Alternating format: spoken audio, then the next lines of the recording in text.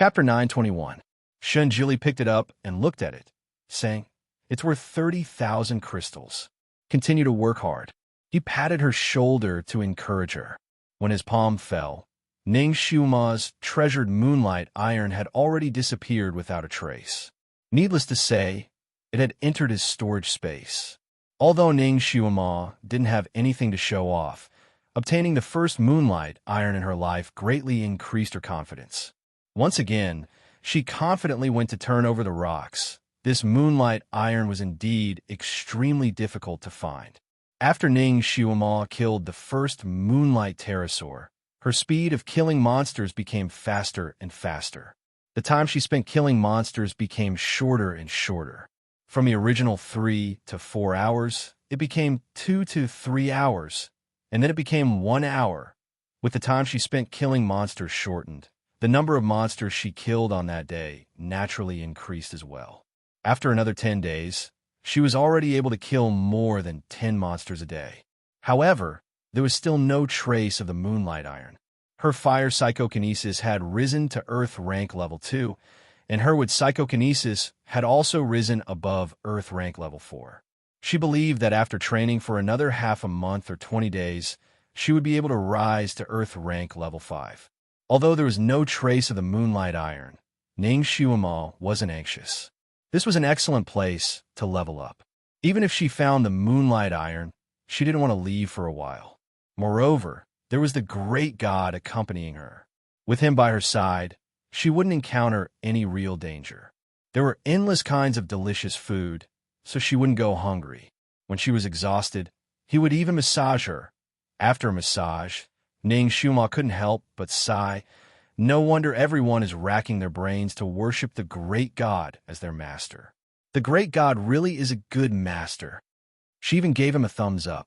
Ning Xiuma's heart was filled with emotions. Shunjili was speechless. Did she think that he taught every disciple like this? How could he have the leisure to do that? Most of them were herding sheep to graze, however. The great god still accepted her sincere praise without reservation. That's natural. There's no better master in this world than me. He then added, "I said that I would train you day and night. Naturally, I won't go back on my words." It seemed like when he officially accepted her as his disciple, he already had the intention of bringing her to the Moonlight Mountain to level up. On the 28th day after arriving at Moonlight Mountain, Ning Xiuma finally found another piece of moonlight iron the size of a baby's fist. She weighed in her hand. It was about half a caddy. In other words, with this moonlight iron, she could finally report back to the queen. Ning Xiuma seemed to see a large pile of crystals waving at her. She had finally escaped poverty and become rich in this immortal country. "I won't be unable to afford a bond anymore. Do you want to continue?" Shunjili looked at her. "Continue," Ning Xiuma said without hesitation. There were still 2 days before her appointment with the queen, so she decided to try her luck again. She also wanted to find another piece of moonstone to make something for him. However, in order to accompany her, the Almighty had been playing chess with himself for more than 20 days. Wasn't it too boring? She thought for a moment and said, "Almighty, if you're bored, you could go down and take a walk. I'll look for another 2 days. After 2 days, whether I find the moonlight iron or not, I'll go down with you." Shunjili tilted his head and looked at her. "Are you chasing me away?" "No," Ning Xiuma vowed. "I'm just afraid that the great god will be bored." If she played chess with herself for more than 20 days, she would have gone crazy from boredom. Chapter 922. Ning Xiuma could now easily kill a moonlight pterosaur. As long as she was careful and didn't provoke a large wave of moonlight pterosaurs, she would be safe. Shunjili ignored her and only replied, "No." With her by his side, how could he be bored? He even felt a great sense of accomplishment as he watched her power rapidly increase. A month's time was finally up. On the 30th day, the god of luck finally visited her again. She obtained another piece of moonlight iron the size of a goose egg. The faint moonlight flowed on it like a tide, reflecting on Ning Xiuma's happy little face, making her pair of bright eyes even more dazzling. Great God, how is this moonlight iron?" Ning Xuema ran back to his side with a smile, holding the moonlight iron in her small hand and waving it in front of him. Shun Juli only glanced at it and made an evaluation. Good iron. This moonlight iron was also divided into purity levels like gemstones. The higher the purity, the more valuable it was, and the brighter its luster. The piece that Ning Xuema had just obtained was very pure. It could be considered an extremely rare item. He looked at the moonlight iron and then looked at her. "What are you going to do with this moonlight iron?" Ning Xuema shook her finger and kept him in suspense. Heaven's secrets can't be revealed. If she said in advance, there would be no surprise. She got what she wanted and was very satisfied. After stretching, she hugged Shinjuli's arm again. Okay, we should go down." "Great God, let's go down." A month's time was up. It was time for her to go down and make money. Shinjuli was very satisfied. Since he and Ning Xuema had reconciled, she was becoming more and more like a child when she was with him. Unintentional physical contact with him was also increasing. The defense she had against him in the depths of her heart was finally disappearing. The two of them still flew over the inky black sea of clouds, just like when they went up the mountain. This time, Shun Juli was much more relaxed when he carried her over. First of all, his telekinesis had basically recovered. Secondly, Ning Xuema's internal energy had also greatly improved, so naturally, her body was much lighter. Naturally, it would be easier to fly with him. The two of them landed on the mountain they had come from earlier. Looking back at the Moonlight Mountain, Ning Xuema suddenly felt like she was dreaming. "Guru, let's go back here after I finish my task, okay?" Ning Xuema hugged his arm and refused to let go. This place was too good. Not only could he practice martial arts, he could also make a fortune while he was at it. Shun Juli looked at her sparkling eyes and shook his head. "No, I can't." "Why?" "Don't bite off more than you can chew. You can increase the speed of your training, but you can't be too eager for quick success. Otherwise, it will backfire and harm your body. You should first digest what I have imparted to you." "Fine." Ning Xuema also felt that she had been too impatient. "All right, then we'll go back after we complete our task." "Good girl." Shun Juli patted her head and kissed her forehead. Just as he was about to take her away, he suddenly sensed something and turned to look to the left. Who's there? There was a dense forest on the left. It was silent in the forest, and no one could be seen. Shun Juli waved his sleeve directly into the forest. "Come out." His sleeve was like a flexible whip, and it quickly swept a circle in the dense forest. A wolf howled, and a wolf rushed out of the dense forest. It panicked and rushed to the edge of the mountain. It couldn't stop and directly rushed into the black clouds. Chapter 923. After the wolf fell into the clouds, it didn't even have time to scream before it melted into nothingness. It turned out that a wolf was coveting them in the forest. Ning Xuema couldn't help but laugh out loud. "Guru, it turns out that you can also be oversensitive." Shinjuli frowned slightly. He vaguely felt that it wasn't a wolf that was coveting them in the forest. He even felt a sharp, murderous aura just now. He originally wanted to go deeper into the forest to check it out, but he gave up the idea when he saw Ning Xuema, who was already a little tired. He grabbed her waist and said, "Let's go." He took her to the sky and disappeared in the blink of an eye. A moment later, a faint golden light flashed in the depths of the forest, and a man in red slowly appeared. The setting sun shone on his red robes, making him look like a fire. But for some reason, it gave people a feeling of desolation. He looked at the Moonlight Mountain, and then looked in the direction where Ning Xuema and Shun Juli disappeared. He slowly clenched his fingers. A murderous aura poured out from his body, causing the surrounding plants to wither instantly. 1 month. She actually stayed with him for a month on the mountain, and they never left each other's side. When Ning Xuema was slaying the dragon, she never left Shun Juli's sight. Shinjuli protected her so tightly that he couldn't even get close to her. He didn't want to waste all his previous efforts, so he couldn't show himself. He could only leave quickly and wait on the mountain peak. He knew that it was hopeless even if he waited here, but he didn't want to leave. He didn't want to leave before he saw them come down.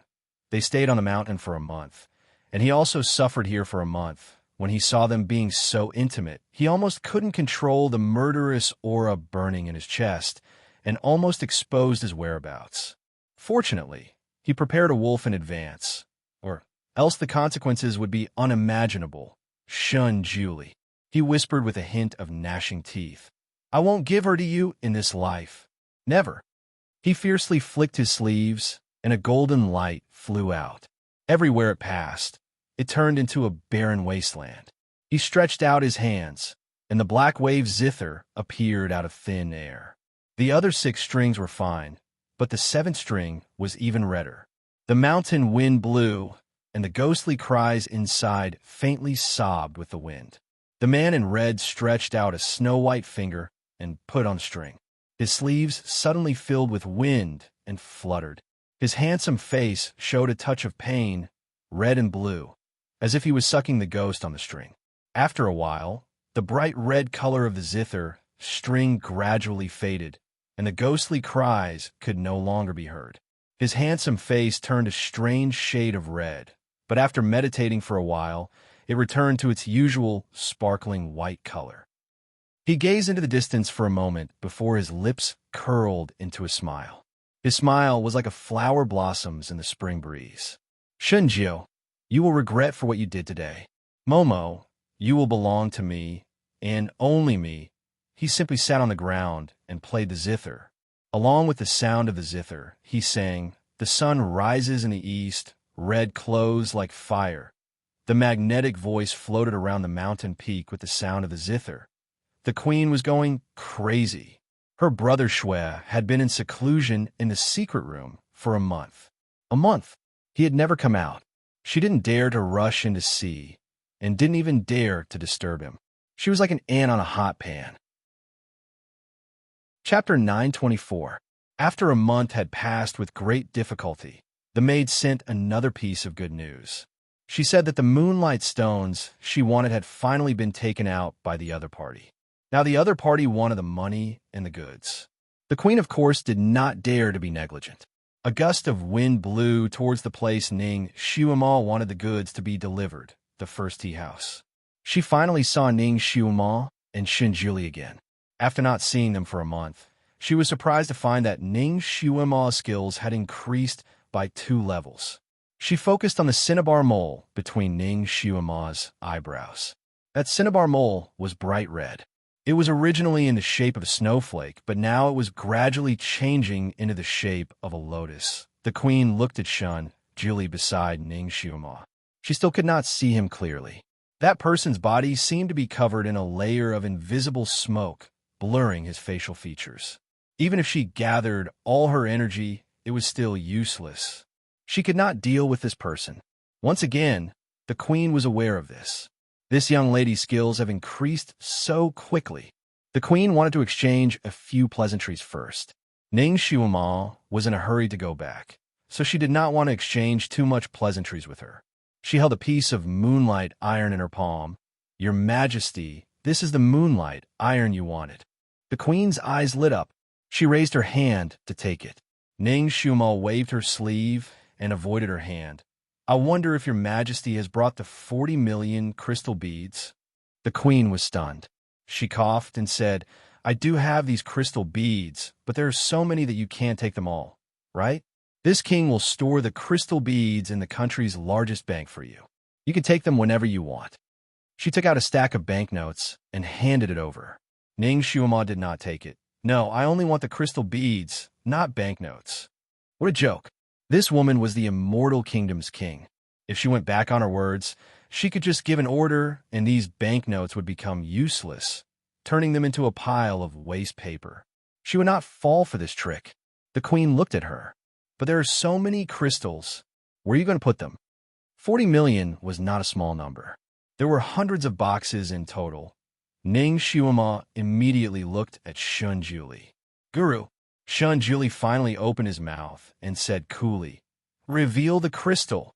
If it were anyone else, the queen would have been furious. However, when she looked at Shun Julie, she knew that she could not afford to offend him. She had no choice but to order people to go to the National Treasury to get the crystal beads. 2 hours later, The 500 chests of crystal beads were finally brought over. They were piled high at the entrance of the tea house, attracting countless onlookers. Ning Xuema opened all the boxes and checked them. After confirming that there were no mistakes, she gave the moonstone to her with satisfaction. This kind of transaction naturally attracted a large group of onlookers. Although the citizens of the Immortal Kingdom did not know the truth, when they saw their queen give away such a large sum of money, they still felt pain for her. There were some who were angry, some who were shocked, some who were resentful, and some who scolded her for being a wastrel. The monarchy of this country was clearly not that strict. The citizens who lived here were still very bold. The power of the king was not like the ancient feudal kings who could use their power to kill people. Therefore, the queen's wastrel actions attracted the dissatisfaction of the citizens. There were many discussions in the surroundings. The queen was a little embarrassed. Her beautiful face turned red, but she did not say a word. After Ning Xuema finished counting the crystal beads and handed them over to the moonstone, she turned around and left. "Your Majesty, wait." Ning Xuema suddenly called out to her. "Is there anything else?" The queen turned around. Her tone was not good. Chapter 925. Ning Xuema pointed at the boxes and revealed a faint smile. "Xuema will only keep 200 boxes of these crystal beads. I'll return the rest to your Majesty and treat it as making a new friend." The queen was stunned, and the surrounding citizens all sucked in a breath of cold air. She only kept 200 out of the 500 boxes. This meant that she only kept less than 20 million crystal beads and returned the rest for free. The queen finally slowly walked back and gave a deep bow to Ning Xuema. "Many thanks." She took out an exquisite-looking jade tablet from her sleeve and placed it in Ning Xuema's hand. "From today onwards, the two of you are honored guests of the Immortal Kingdom. The two of you can enter and leave the Immortal Kingdom as you wish. All of your expenses can be recorded on this jade tablet." With this jade tablet in hand, Ning Xuema had an endless cash card. She could spend as much as she wanted in the Immortal Kingdom. No matter where she went, she would be treated as an honored guest. The queen left with her subordinates and brought back the 300 large chests along the way. As for the 200 boxes of crystal beads Ning Xuema left behind, they disappeared with a wave of Shun Juli's sleeve. It was very clear that he had placed them in his storage space. The surrounding citizens finally dispersed. They were originally hostile towards Ning Xuema and Ning Xuema, but after Ning Xuema's actions, their hostility towards her disappeared without a trace.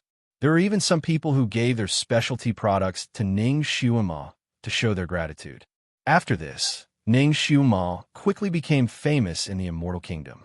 Her name spread through the entire Immortal Kingdom at the speed of light. "You're very smart." Shun Juli looked at Ning Xuema with eyes full of praise. "That's natural. I'm the smartest."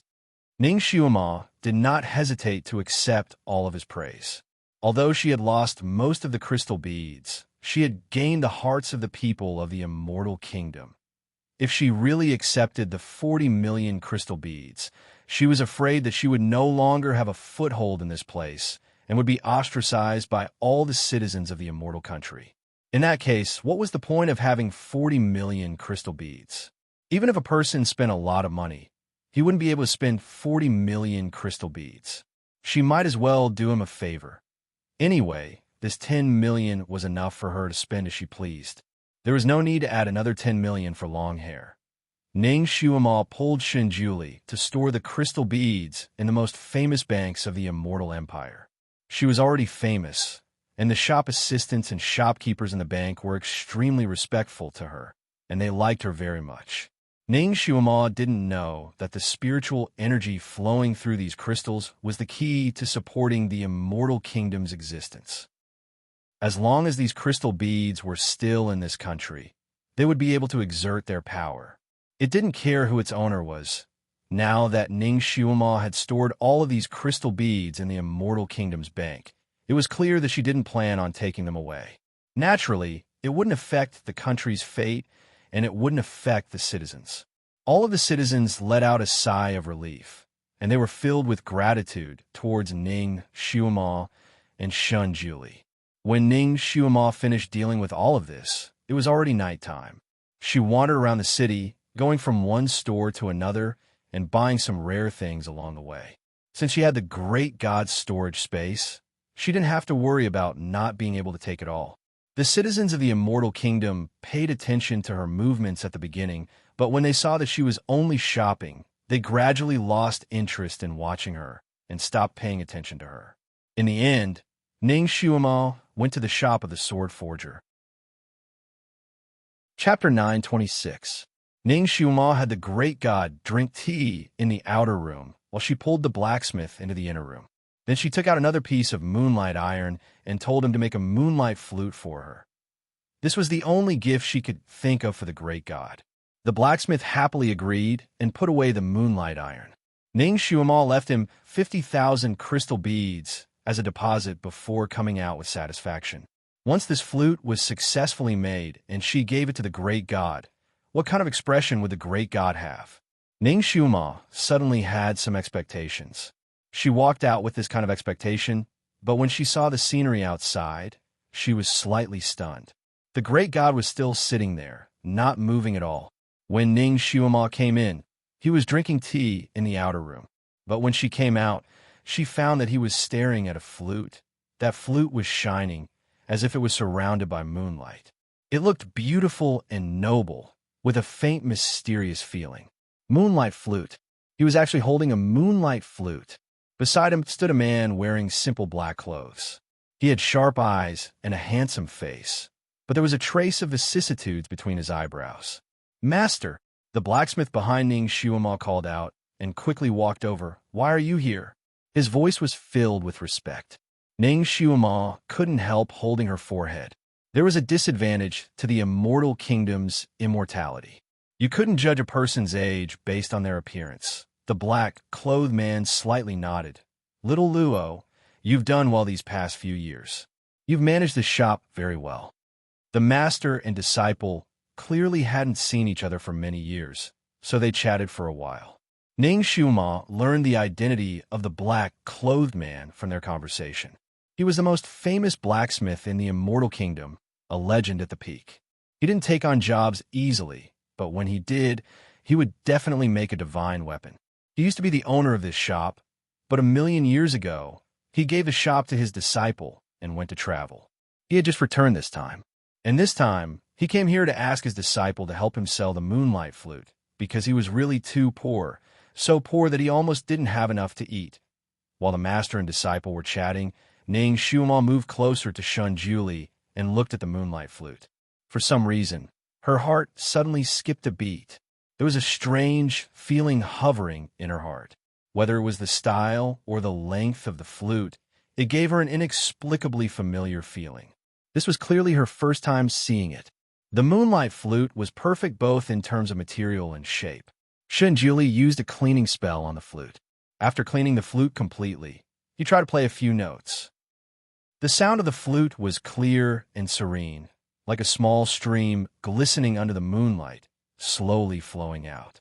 Ning Xiuama's heart skipped a beat, as if someone was squeezing it. He also felt dizzy for a moment. Her body swayed slightly. Shun Juli immediately pulled her to his side and looked at her with a frown. "What's wrong?" When he spoke, the sound of the flute naturally stopped. Ning Xiuama's dizziness finally passed. She rubbed her forehead. "It's probably because I've been too tired these past few days." She was also a bit sleepy. After all, she had fought for so long in the Moonlight Mountain. Now that she relaxed, she couldn't hold on any longer. She looked at the flute again and felt a bit conflicted. "Great God, do you like this flute a lot?" Shun Jili looked at the flute in his hand. He always liked to make his own instruments, so he didn't like any other instruments. Chapter 927. Strangely enough, the moment Shun Jili saw the flute, he felt a strange feeling in his heart. It was a feeling of familiarity and bitterness at the same time. It was an indescribable feeling in his heart. He liked this flute. He liked it the moment he saw it. When he heard Ning Xiuama's question, he nodded slightly. "Not bad, I like it." He looked up at the black-clothed swordsmith. "Your flute." He He was about to ask how many crystals the flute was worth when he saw the expression on the black-clothed swordsmith's face. He frowned. The black-clothed swordsmith stared at Ning Xiuma. His eyes were filled with surprise. His mouth opened and closed. Finally, he said, "You're finally here. I've been looking for you all these years." Ning Xiuma, Shun Julie, his disciple, the blue-clothed swordsmith. "Master, did you get the wrong person?" The black-clothed swordsmith rushed over. "Miss, I've been looking for you for 1,000,000 years. After you asked me to make this flute, I've been keeping it with me. I've been waiting for you to come and take it back. I've been waiting for years, but you never came. You never came. I had no choice but to go out and look for you. But I don't know your name or where you came from." He was so excited that he was incoherent. A faint white light appeared in front of him, preventing him from moving forward. Shun Julie's cold voice sounded. "You got the wrong person." Ning Xiuma's face was filled with black lines from his words. 1,000,000 years ago? 1,000,000 years ago, she was just a speck of dust in the universe. "Master, you've got the wrong person." Ning Xiuma also spoke up. She looked at the black-clothed swordsmith sympathetically. The black-clothed swordsmith had probably been looking for her for too long. He actually mistook her for someone from 1,000,000 years ago. How pitiful. He had been looking for her for 1,000,000 years, but he was probably hysterical. When Ning Xiuma spoke, the black-clothed swordsmith stopped in his tracks and looked at her in shock. You really aren't her?" Ning Xiuma shook her head. "I don't know who you're talking about, but I'm definitely not her. She was only 14 years old. How could she be related to a person from 1,000,000 years ago? Even if the way time was calculated here was different from the way she came from, where 1 year was 1 day on the other side, then the 1,000,000 years he spoke of was 3,000 years ago on the other side of the continent." Shun Julie's eyes flickered as they landed on the black-robed swordsmith. "The person who asked you to forge this flute 1,000,000 years ago was a woman who looked like her?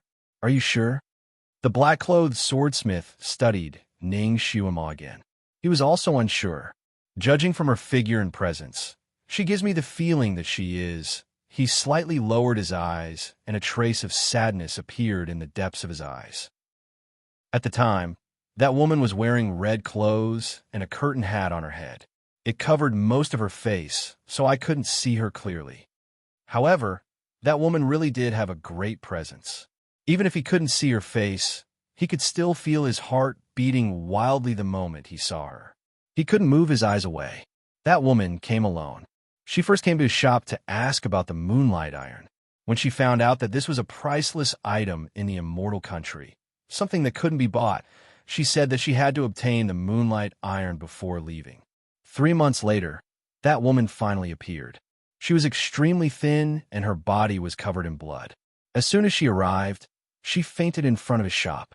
He was the one who saved that woman and brought her back to the shop. Chapter 928.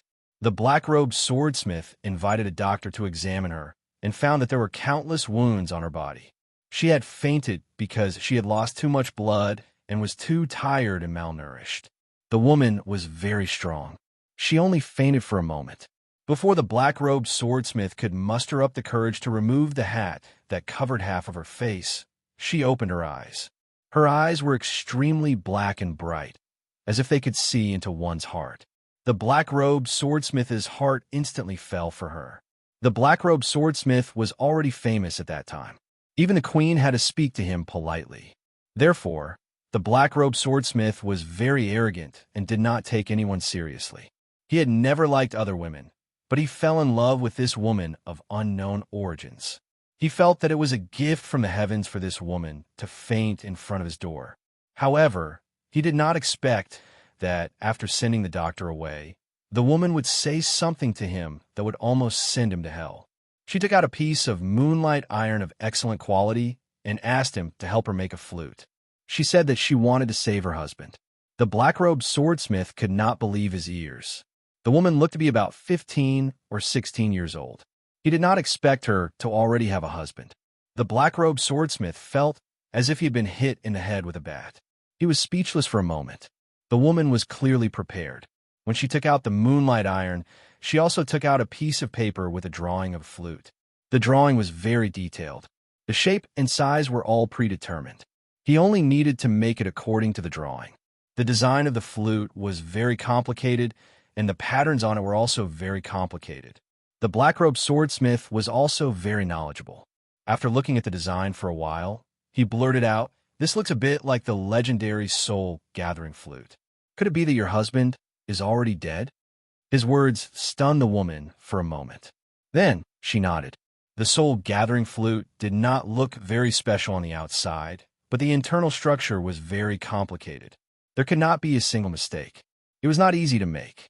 Once the forging started, the swordsmith had to be completely focused. He could not take on other jobs. It was time-consuming and risky. The black-robed swordsmith looked at the moonlight stone that the woman had risked her life for. He did not dare to take on this job. Besides, apart from the moonlight iron, that woman didn't have a single crystal bead. She simply couldn't afford the deposit. The black-robed swordsmith wanted to refuse, but the woman knelt in front of him and said that she had to save her husband. She said that she had no other way out and begged him to help her.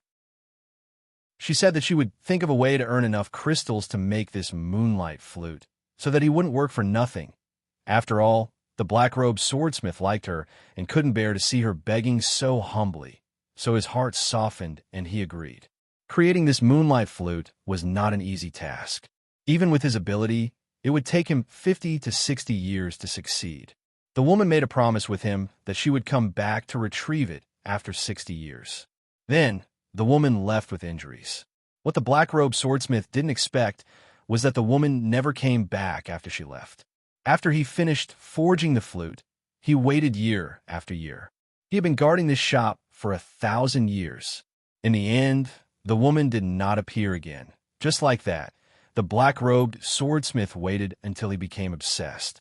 He really couldn't wait for the woman, so he transferred the shop to his disciple. Then, he took the flute and went out to look for her. However, in the vast sea of people, he didn't know the woman's name or identity. He didn't even see the woman's true appearance. Where could he find her? Chapter 929. Over the years, he had traveled to countless continents and countless countries, but there was no news of that woman. In the beginning, he would often contact his disciple and ask him to keep an eye out for that woman. After repeated disappointment, he finally stopped contacting her so frequently and only contacted her once every 3 to 5 years. He had been wandering until he was penniless. It was only when he was truly in despair that he finally returned to this shop. 1,000,000 years had passed, and he felt that the woman would definitely not come back. There was a high chance that she had met with some mishap. Although he was sad and regretful, there was nothing he could do. This flute had changed his life and left him with a psychological trauma. Thus, he decided to return to the shop and ask his disciple to find a suitable customer for this flute to sell. He did not expect to find Shun Julie sitting there drinking tea as soon as he entered. He looked like he was leisurely waiting for someone. Although Shun Julie had used a spell to hide his face, his aura was still there. One look and one could tell that he was not an ordinary person. Out of curiosity, he took out the moonlight flute and approached Shun Julie to ask if he was interested in the moonlight flute. Shun Julie was bored waiting outside. When the black-robed swordsmith approached him, he discreetly separated him. When he heard the words moonlight flute, his heart skipped a beat. He was slightly interested and asked the man to take it out to take a look. He had just received it and had not had time to study it when Ning Shuama came out. This was the black-robed swordsmith's experience. He briefly recounted his experience to Ning Shuama and Shun Julie. Ning Shuama and Shun Julie did not take it to heart. There were many people in this world who looked similar. It was not strange that the woman the black-robed swordsmith met looked very similar to Ning Shuama. Moreover, so much time had passed, and the black-robed swordsmith did not see the woman's appearance clearly. It was not strange that he mistook her for someone else. Ning Shuama took the moonlight flute in her hand and flipped it around a few times. This toy can gather souls and bring people back to life? To be honest, she didn't quite believe it. She felt a little sorry for that woman. She must have loved her husband dearly. That was why she fought so hard for even the slightest bit of hope. That was why she tried so hard to get the Moonlight Iron. Ning Xiuhua had just come down from Moonlight Mountain, so she naturally knew how difficult it was to find this thing. She didn't feel sad up there, because Shun Juli was by her side. But that woman was all alone. Ning Xiuhua seemed to be able to imagine the woman killing the Moonlight Pterosaur on the Moonlight Mountain alone, turning over the rocks one by one. It was a pity that Moonlight Xiao, whom she had risked her life for, had never come to take it. Needless to say, she must have met with an accident during this period of time. Perhaps she had gone with her husband, or perhaps she had been plotted against and died. Ning Xiuhua held the moonlight flute in her hand. There was a special feeling in her heart that she didn't want to put down. Great God, do you like it? Ning Xiuhua wanted to ask for Shun Juli's opinion first. Shun Juli did not take it to heart. He was not interested in something that a woman had exchanged her life for. Therefore, he shook his head slightly. The black-robed swordsmith looked disappointed. He had mixed feelings about this flute. He did not want to see it again, but he also wanted to find a suitable buyer for it. If the man and woman in front of him bought this flute, it would not be a disgrace to it. He did not expect that the man was not interested. Chapter 9:30. The black-clothed swordsmith was about to take the flute when Ning Xiuhua spoke. How much do you want to sell this flute for? The black-clothed swordsmith was startled. You want to buy it? Ning Xiuhua nodded. Give me a price. If it's suitable, I'll buy it. The black-clothed swordsmith was straightforward. This flute was left behind by that girl. She promised to pay me 300,000 crystal beads as a processing fee, but she never came back. Now that you've taken a fancy to it, and you look like her, it proves that this flute is fated to be with you. So, you only need to pay me 300,000 crystal beads as a processing fee. She did not expect this person to be so honest. Ning Xiuhua's impression of the black-clothed swordsmith improved. She took out a banknote worth 1,000,000 crystal beads and handed it over. That girl owes you 300,000 crystal beads and made you wait for so long. Plus, you had a hard time finding her, so I'll give you 1,000,000 crystal beads as compensation. 1,000,000 crystal beads was enough for a person to live comfortably until they were old. The black-clothed swordsmith naturally liked it. He faintly felt that Ning Xiuhua was that girl's reincarnation. Now that she had accidentally taken back what belonged to her, it was only right for her to do so. Therefore, he agreed. After thanking her profusely, he took the banknote worth 1,000,000 crystal beads. Ning Xiuhua kept the flute and called the black-clothed swordsmith over. She whispered a few words to him before she left with Shun Juli. After Ning Xiuhua and Shun Juli left, the black-clothed swordsmith looked in the direction they disappeared in. Master, if you sell the flute, what if that girl really comes back? The blue-clothed swordsmith was very professional. He did not agree with his master's actions. She should be her. The black-clothed swordsmith suddenly said with certainty. The blue-clothed swordsmith raised his eyebrows, but she said that you recognized the wrong person. Also, that girl is really young. Her martial arts are not high either. That girl could find the moonlight iron alone that day.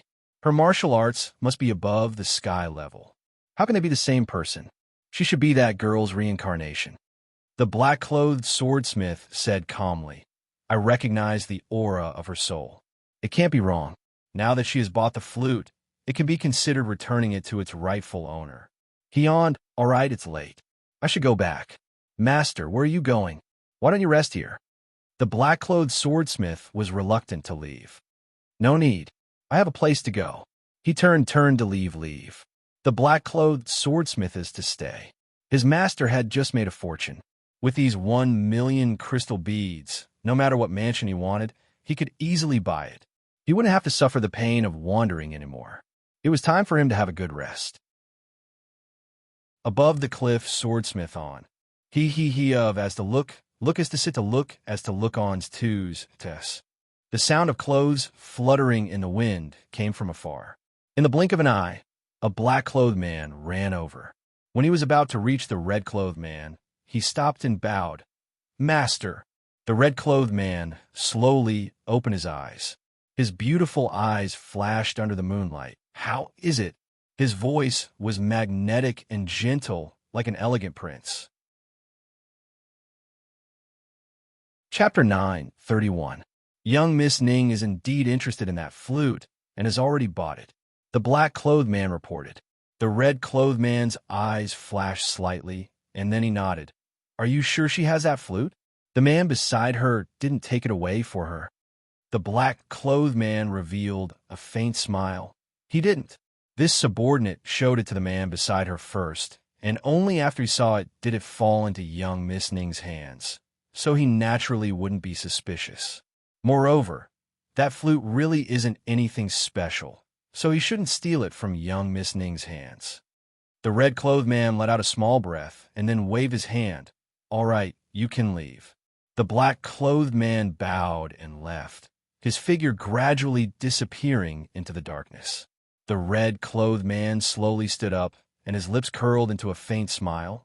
Momo, that was originally yours, and now it has finally returned to its rightful owner. I hope you can remember the past soon. I hope you can recover your previous identity. Momo, Momo. He called out this name again and again in a low voice. His voice was filled with joy and pain, as if this name made his heart ache. However, every time he called it, there would be a lingering fragrance. He looked down at the black wave zither in his embrace. He was only one step away. Just one more step, and he would succeed. He suddenly sensed something and slightly knit his brows. His body flashed as he disappeared from the large rock. Inside the immortal country's imperial palace, the queen was currently anxiously walking around in circles outside a luxurious house. The door to the luxurious house was tightly shut, and there wasn't a single sound coming from inside. Big Brother Shui, I've obtained the moonlight iron. Do you want to come out and take a look?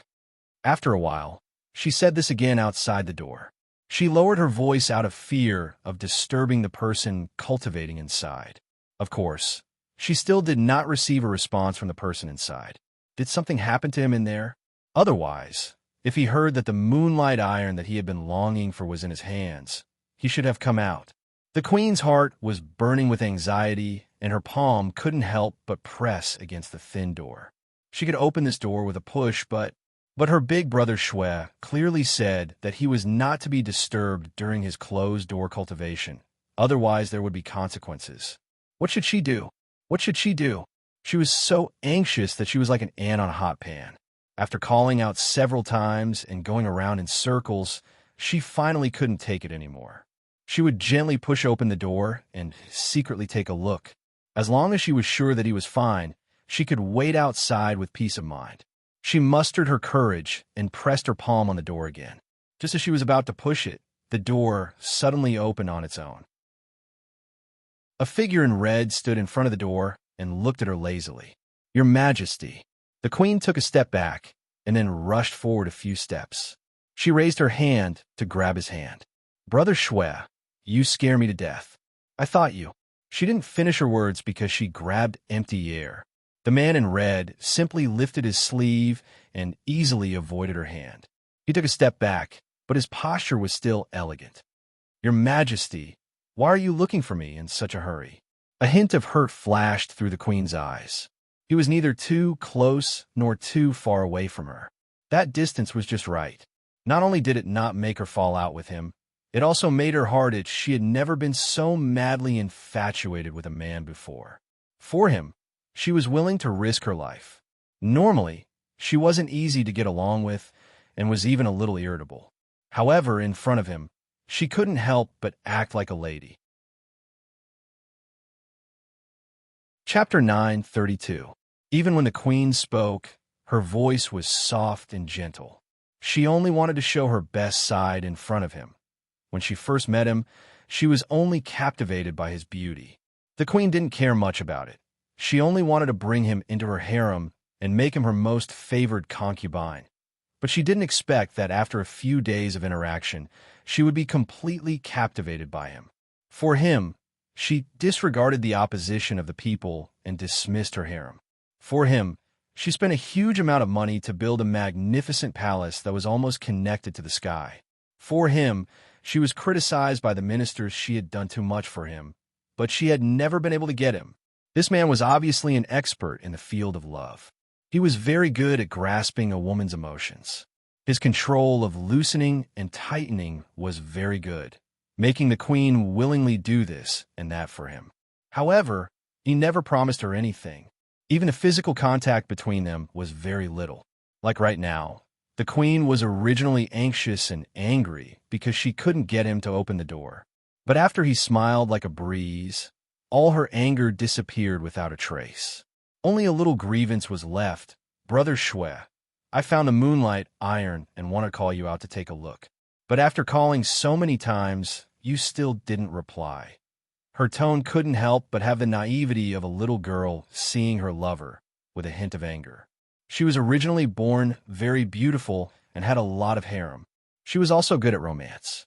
At this moment, she was pouting her little mouth and acting coquettishly, which had a different kind of charm. Didn't I say that I'm going to cultivate in seclusion and can't be disturbed? The red-clothed man crossed his arms and looked at her with a smile that wasn't a smile. His deep eyes seemed to have light waves flowing, which was very captivating. Yuan, you shouted outside and almost caused me to go crazy. His face was indeed a little sickly pale. When the queen saw him like this, she immediately forgot the grievance in her heart and asked with concern, "It's my fault. Brother Shwe, how do you feel now?" "I'm fine." I heard Her Majesty shouting outside the door, so I stopped a little too quickly. "It's not a big problem." His smiling eyes stared at her. "It's my fault for causing Her Majesty to be anxious outside. It's best if Her Majesty doesn't get angry." No, Yuan will never be angry with Brother Shwe." The queen hurriedly confessed, all the resentment in her heart disappearing without a trace. She took out the moonlight iron that she had obtained with great difficulty and presented it in front of the red-clothed man. "Brother Shwe, look, this is the moonlight iron you wanted." The red-clothed man took the moonlight iron in his hand and placed it flat on his palm. He stared at it for a long time before bringing it to his nose and sniffing it for a moment. He closed his eyes slightly. She was the one who had obtained this moonlight iron, and there was still a faint trace of her scent on it. "Momo, I never thought that you would be the one to bring me the moonlight iron. Is this fate? Or is it that the damned heavens are finally favoring me?" The queen watched him sniff the moonlight iron as if he was intoxicated, and a strange feeling arose in her heart. This moonlight iron had been in her sleeve the entire time, so it definitely had her scent on it. Her brother Shwe had such a focused expression. Was he intoxicated by her scent? She blushed slightly. "Brother Shwe, what are you smelling?" She coughed and was a little embarrassed. "There's probably a bit of my scent on it. You don't dislike it." The red-clothed man opened his eyes and looked at her. He faintly smiled. "I won't." "Yuan, thank you." Chapter 9:33. Thank you for bringing me the moonlight iron with her unique scent. It really can't be any better. His smile was as dazzling as a pearl, and the queen was stunned again. After a while, she found her voice again. No need to be polite. Brother Shwe, you don't need to be polite with me. For you, I'm willing to do anything. The red-clothed man smiled again and moved to the side to open the door, indicating for her to come in. "In order to repay your majesty, let me play a song for your majesty." Today's Brother Shwe was not just gentle to her. The queen felt her heart blooming one by one as she entered the room in a daze. "Your majesty, please sit."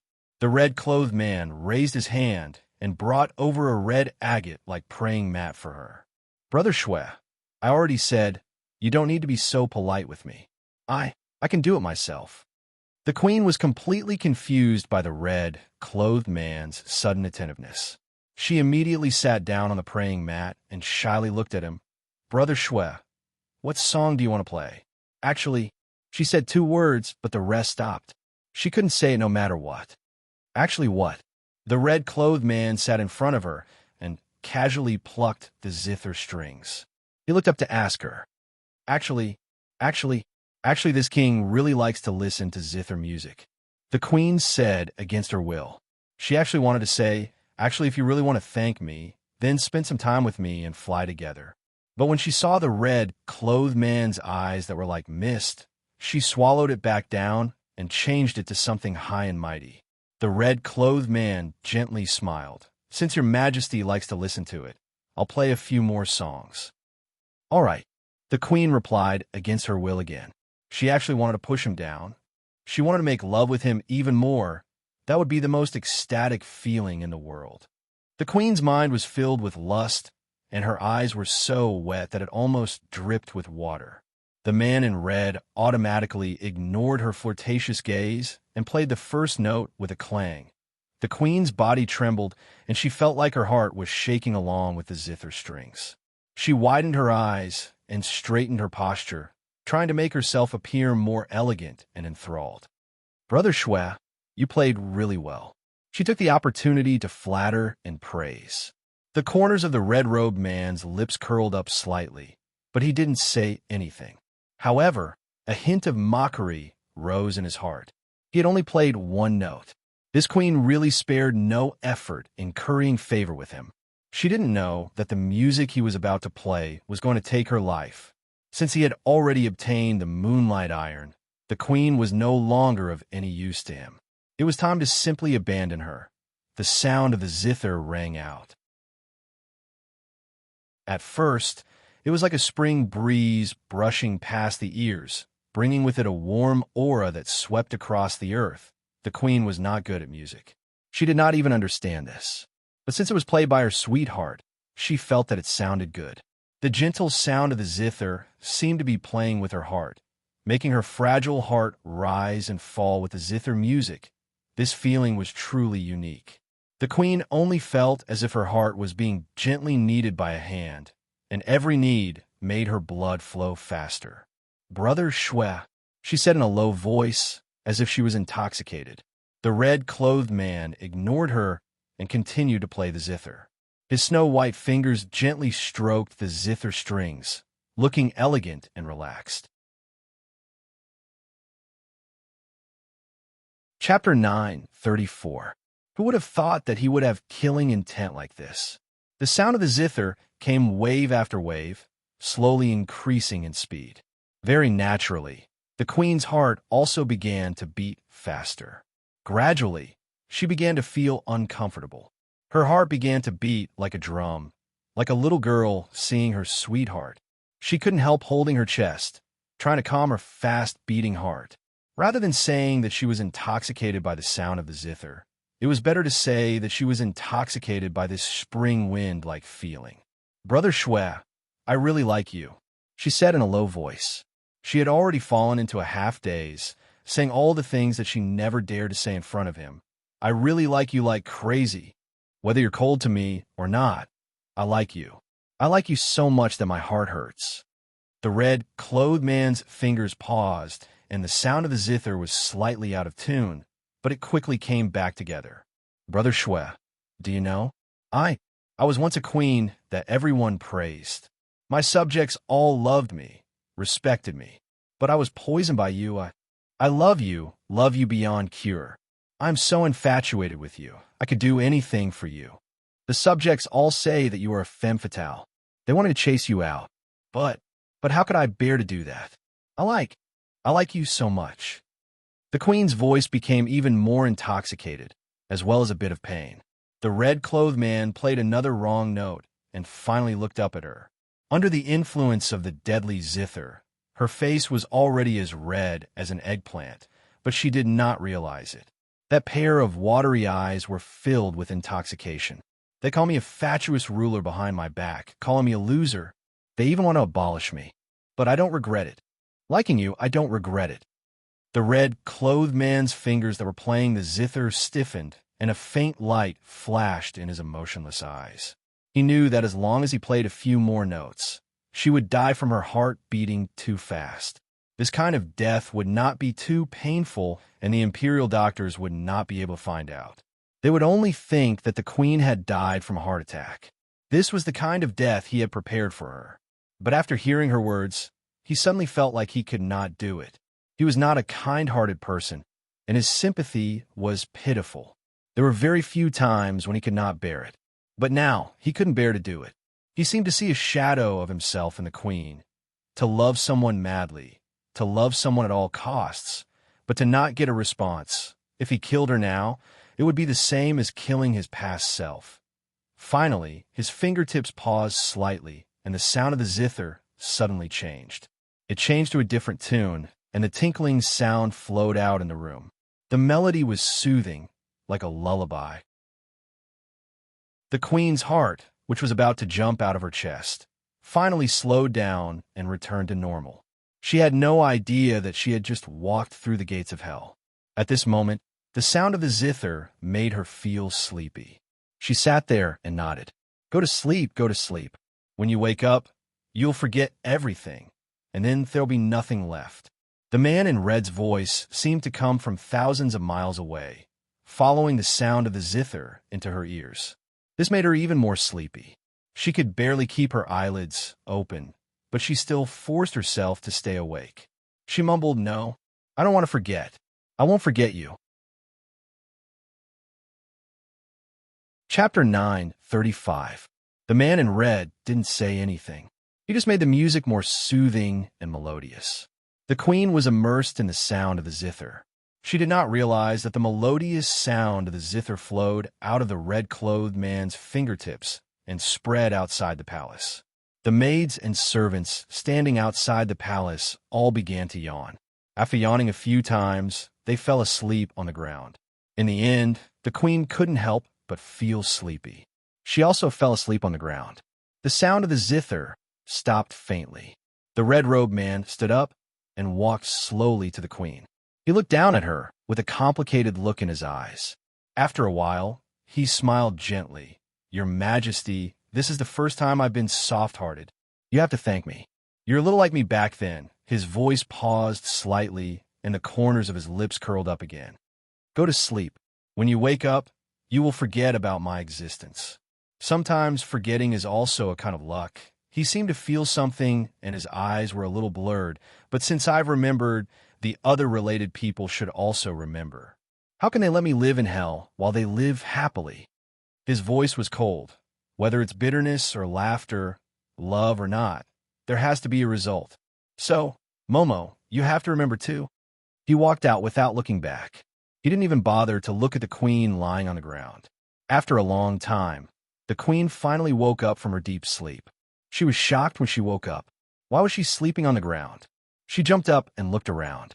She was unfamiliar with the layout here. She raised her hand and rubbed her forehead. She had a terrible headache, as if something in her head had been forcibly taken away. She walked around the room like a whirlwind and was furious. Who built such a luxurious and expensive palace? Didn't they know that her treasury was a little tight now? The problem was, why was she sleeping on the ground instead of the big bed next to her? The queen was very angry. The consequences were very serious. She first called for people in the room. When no one came, she was angry and surprised. She opened the door and looked outside. She was speechless. Her servants were sprawled all over the floor, sleeping in disarray. Was there an invasion? Was someone plotting against the royal family? After a period of chaos, she finally woke up the guards and maids. When she questioned them, they were even more confused than she was. None of them could remember how they got here. The queen hurriedly went down the tall building with a head full of question marks and summoned all the civil and military officials. It took her a day to finally figure out the terrible things she had done in the past 20 years. She had almost ruined the entire country for a boy toy. The queen wanted to bang her head against the wall. She did not understand why she was so obsessed. But when she thought about it carefully, she had no impression of that man at all. She wanted to find that man. She wanted to see what kind of person he was to be able to make her like this. But she had forgotten what that person looked like, and none of her maids and attendants remembered. That red-clothed man had lived in seclusion for 20 years, and very few people had seen him. The civil and military officials had only heard of him, but they had never seen him before. Therefore, even if the queen wanted to find him again, she had no way to do it. The queen felt that she had suffered a loss and ordered a nationwide search for this man. Chapter 9:36. However, when her subjects heard that the man was missing, they all clapped their hands in celebration. They were also afraid that their queen would fall into the man's gentle trap again and continue to do bad things. Therefore, when they searched for the man, they only did it half-heartedly and did not really look for him. No matter what, the queen returned to her original self. She was swift and decisive with countless concubines, however. The queen would occasionally dream of a man in red in the middle of the night. He was hidden in the fog, and she could not see his face clearly. However, there was a familiar feeling of palpitations, of course. These were the queen's afterwards. Ning Xuema felt that her days had been very magical ever since she followed the great god. For example, she stayed in the immortal kingdom for a whole month. When she returned to the Buddha Lotus Mountain, she realized that only 2 hours had passed here. The sky had just brightened and the white of the fish belly was showing. Ning Xuema followed the great god directly to the side palace where she was staying. The blanket was still there and all the items were in the same position. Even the plate of fruits on the table was still fresh and juicy. However, her level had increased by 2 levels in one night. When she went out and saw her fellow disciple from the Sun Moon sect, they would probably be shocked again. If the great god often brought her to places like the immortal kingdom to train, she would probably be able to reach Earth rank level 8 in less than 2 years in this world. She would become a strange existence again. Although only 2 hours had passed, she had been farming monsters for a month after all. She was still very tired. When she saw her big bed, she could not help but want to throw herself on it. Shanjuli directly grabbed her and said, "You want to get on the bed when you're so dirty?" Ning Xuema just remembered that she had not taken a bath for a month. Every time the great god used the cleaning spell on her, she really needed to take a bath. She simply hugged his arm and said, "Great god, can you send me to that hot spring again?" She liked that place more. Not only could she take a bath there, she could also take the opportunity to train. Shanjili looked at her, who was almost hanging on his arm. He pondered for a moment and asked, "Do you want to take a bath with me?" Ning Xuema was speechless. Take a bath with the great god? She didn't dare to imagine that scene. Before they took a bath together, he had been harassing her in all aspects. Other than the last step, he had taken all of her tofu. If they were to shower together, she would probably lose her virginity in the hot spring, giving her chastity to the great god. Now that she thought about it, it didn't seem like a bad idea anymore. Ning Xuema was shocked by her last thought, but then she felt relieved. She already understood her own feelings. She seemed to have fallen in love with him. When she was by his side, she seemed to have found her true self. She also found an unprecedented peace and happiness. She also slowly fell in love with his harassment of her. When he kissed her, she would blush, her heart would race, and she would even feel an electric shock. This should be the feeling of being in love. Although Ning Xuema had been in contact with a lot of men, she was still a greenhorn when it came to relationships. She had never been in a serious relationship before. Therefore, he didn't have much experience. Since she officially came into contact with the great god, she felt that she was often worried about gains and losses, often fussing over some small problems. She often couldn't let go of the small conflicts that she usually laughed off. She became a bit unlike herself. At first, she was not aware of her emotions, but later she became aware that something was wrong. Chapter 9:37. She must have fallen in love with the great god, right? Under the great god's intensive and powerful attacks, she seemed to have fallen into his hands. Ning Xuema was not a particularly pretentious girl. Since she recognized her own feelings, she naturally let go. So she couldn't help but have physical contact with him, couldn't help but want to hold his arm and walk. When she was beside him, she almost wanted to jump around. Even if she was a cool-headed secret agent, she was still a girl around 20 years old. When in love, she also liked to do what girls like to do. Of course, she was a virgin after all, even if her mouth was open, but when it came to real intimacy, she was still a little nervous. Of course, in her nervousness, there was also a hidden expectation in the depths of her heart. She actually did not reject the real intimacy with the great god, but before it developed to that point, she still had the subconscious nervousness of a young girl. Recently, she had been teased by the great god. When she heard his teasing words, she decided to counterattack.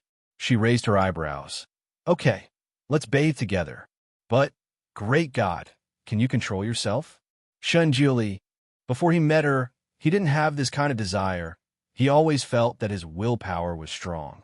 But after being with her, he felt that it was getting harder and harder to control himself. That feeling was like a magnet meeting another magnet. He couldn't help but want to get closer and closer. It was as if she was originally a part of his ribs, and he wanted to fuse her completely into his bones and blood. At Moonlight Mountain, when he took advantage of her, he had the tendency to lose control. He used a lot of self-control to barely control himself. If he really took a hot spring bath with her now, he couldn't guarantee that he wouldn't lose control and want her so. Forget it. He waved his sleeve. A light wave flashed across Ning Shuama's body, and a cleaning technique washed her body clean of any dust. Okay, go to sleep. He simply said these 4 words, turned around and left. Ning Shuama, the great god, ran away because of her teasing. In fact, she wanted to take a bath by herself. She didn't really want to take a bath with him. She didn't expect the great god to run away. It seems that the saying is true. When the enemy advances, I retreat. When he was teasing her, the more she couldn't let go, the happier he was. The moment she retaliated, he retreated. It turned out that the Almighty only had a bad mouth when he had no principles. Hee. Then in the future, when he teased her again, she would not hold back and tease him back. She would be able to beat him back. Ning Shuama could almost imagine the look on the Almighty's face after she flirted with him. Humming a little tune, he fell onto the big bed. Under the soft blanket, she felt as if she was floating on a cloud of happiness. She couldn't help but roll around on the big bed a few times. Shunjuli, Shunjuli. She muttered his name in her heart, as if saying this name would leave a fragrance in her mouth and make her heart bubble. She lay on the big bed and unknowingly fell asleep. Ning Shuama felt like she was walking on a mountain. This mountain was full of green peaks and peaks. It was full of spiritual energy. This mountain looked vaguely familiar, as if she had seen it somewhere before. Ning Shuama stood in front of a barren slope, staring at the small wildflowers in a daze. She vaguely remembered that the wildflowers seemed to be the place where a little fox lay. Chapter 9:38. This is the place where the little fox lay, and where a man in white robes roasted a rabbit. Why did she come here? Ning Shuama was a little puzzled, lost in thought, when she suddenly heard some loud noises in front of her. Following the sound, she ran over and saw a group of people gathered in a valley. These people were dressed strangely, although they were also wearing wide robes with large sleeves, but the style was much more ancient than this era. Everyone here had a strong aura, as if they were immortals. However, even though Ning Shuama appeared next to them, they seemed to turn a blind eye to her. Ning Shuama's heart skipped a beat, understanding that they could not see her. This made her breathe a sigh of relief. Her eyes quickly fixed on a dark box in the middle of the field. Inside the box was not gold, silver, and treasures, but a girl. The girl was curled up in the box, wearing a light white dress. Black hair covered her face, making people unable to see her face clearly. She seemed to have been hit on some acupuncture point or used some kind of technique. She was unconscious, lying there motionless. There were a lot of bloodstains on her dress, not sure if it was hers or someone else's. Ning Shuama's heart jumped. She faintly felt that this girl was inexplicably familiar. The group of people were fiercely discussing around the box. Ning Shuama listened for a while and finally understood the gist of it. It seems that the girl in white was a member of the demon sect, and the group of people around her were from various immortal cultivation sections. As usual, immortals and demons are eternal enemies, like fire and water. Both sides had sent out spies. It was also a coincidence that when the leader of one of the immortal cultivation sects went to the demon sect to inquire about the news, the demon sect seemed to have an internal strife, and 2 groups of people fought each other until blood flowed like a river. The leader hid in the dark, patiently waiting for the 2 groups of people to change their positions. He circled around the pile of corpses and found the girl who was seriously injured but still had 1 breath left. He just wanted to find someone alive to interrogate about the mysterious demon Alpha. Now that he had found her, he did not dare to stay any longer. He brought the girl back. The people of the Immortal Cultivation sect hated the mysterious devil ancestor to the bone, but they had never seen his true face. Now that they had captured this girl, they naturally wanted to find out the whereabouts of the devil ancestor from her. Unfortunately, after the sect leader of the Immortal Cultivation sect brought the girl back, he used all kinds of methods, but was unable to wake her up. She had always been asleep. There was no lack of medical experts from the Immortal Cultivation sects present, but they had no way to wake her up. They had no choice but to bring her to this place to seek medical treatment. From their tone, it seemed that there was an incredible expert living in this valley. Not only was he skilled in spells, but he was also skilled in medicine. It was just that this expert didn't like to meddle in other people's business, so whether he would save this girl was still unknown. Everyone didn't have much confidence and stopped at the entrance of the valley. They had already respectfully greeted and kowtowed many times, but there was no response from inside. They called the expert Supreme Divinity, and their voices and tones were full of respect. Ning Xiuma also looked into the valley. She saw at a glance that there was actually a barrier in this seemingly empty valley. It was this barrier that blocked all footsteps and spying. The group of people made a lot of noise outside for a long time, but the expert still didn't appear. Chapter 9:39. However, the girl's aura was getting weaker and weaker. Someone became impatient. This girl looks like she's only in her teens. Her status in the devil realm is definitely not high. She might not know anything. Why do we have to go through so much trouble to save her? After one person spoke, several people responded, "That's right, that's right. It's not worth asking the Divine Lord for her. Let's just kill her." That's not a good idea. She's just a little girl. It's against the law of the celestial realm to kill her indiscriminately. Someone objected. Even if she's a little girl, she's still a little girl from the devil realm. How many little girls from the cultivation world have died in the hands of the devil sect? Killing her is just the right way to seek justice for our fellow cultivators who died tragically. That's not right. That's not right. What's the difference between us and the devil sect? The crowd was divided into two factions. Some wanted to kill her immediately, while others wanted to investigate thoroughly before making a decision. The two factions argued until their faces turned red. No one wanted to give in.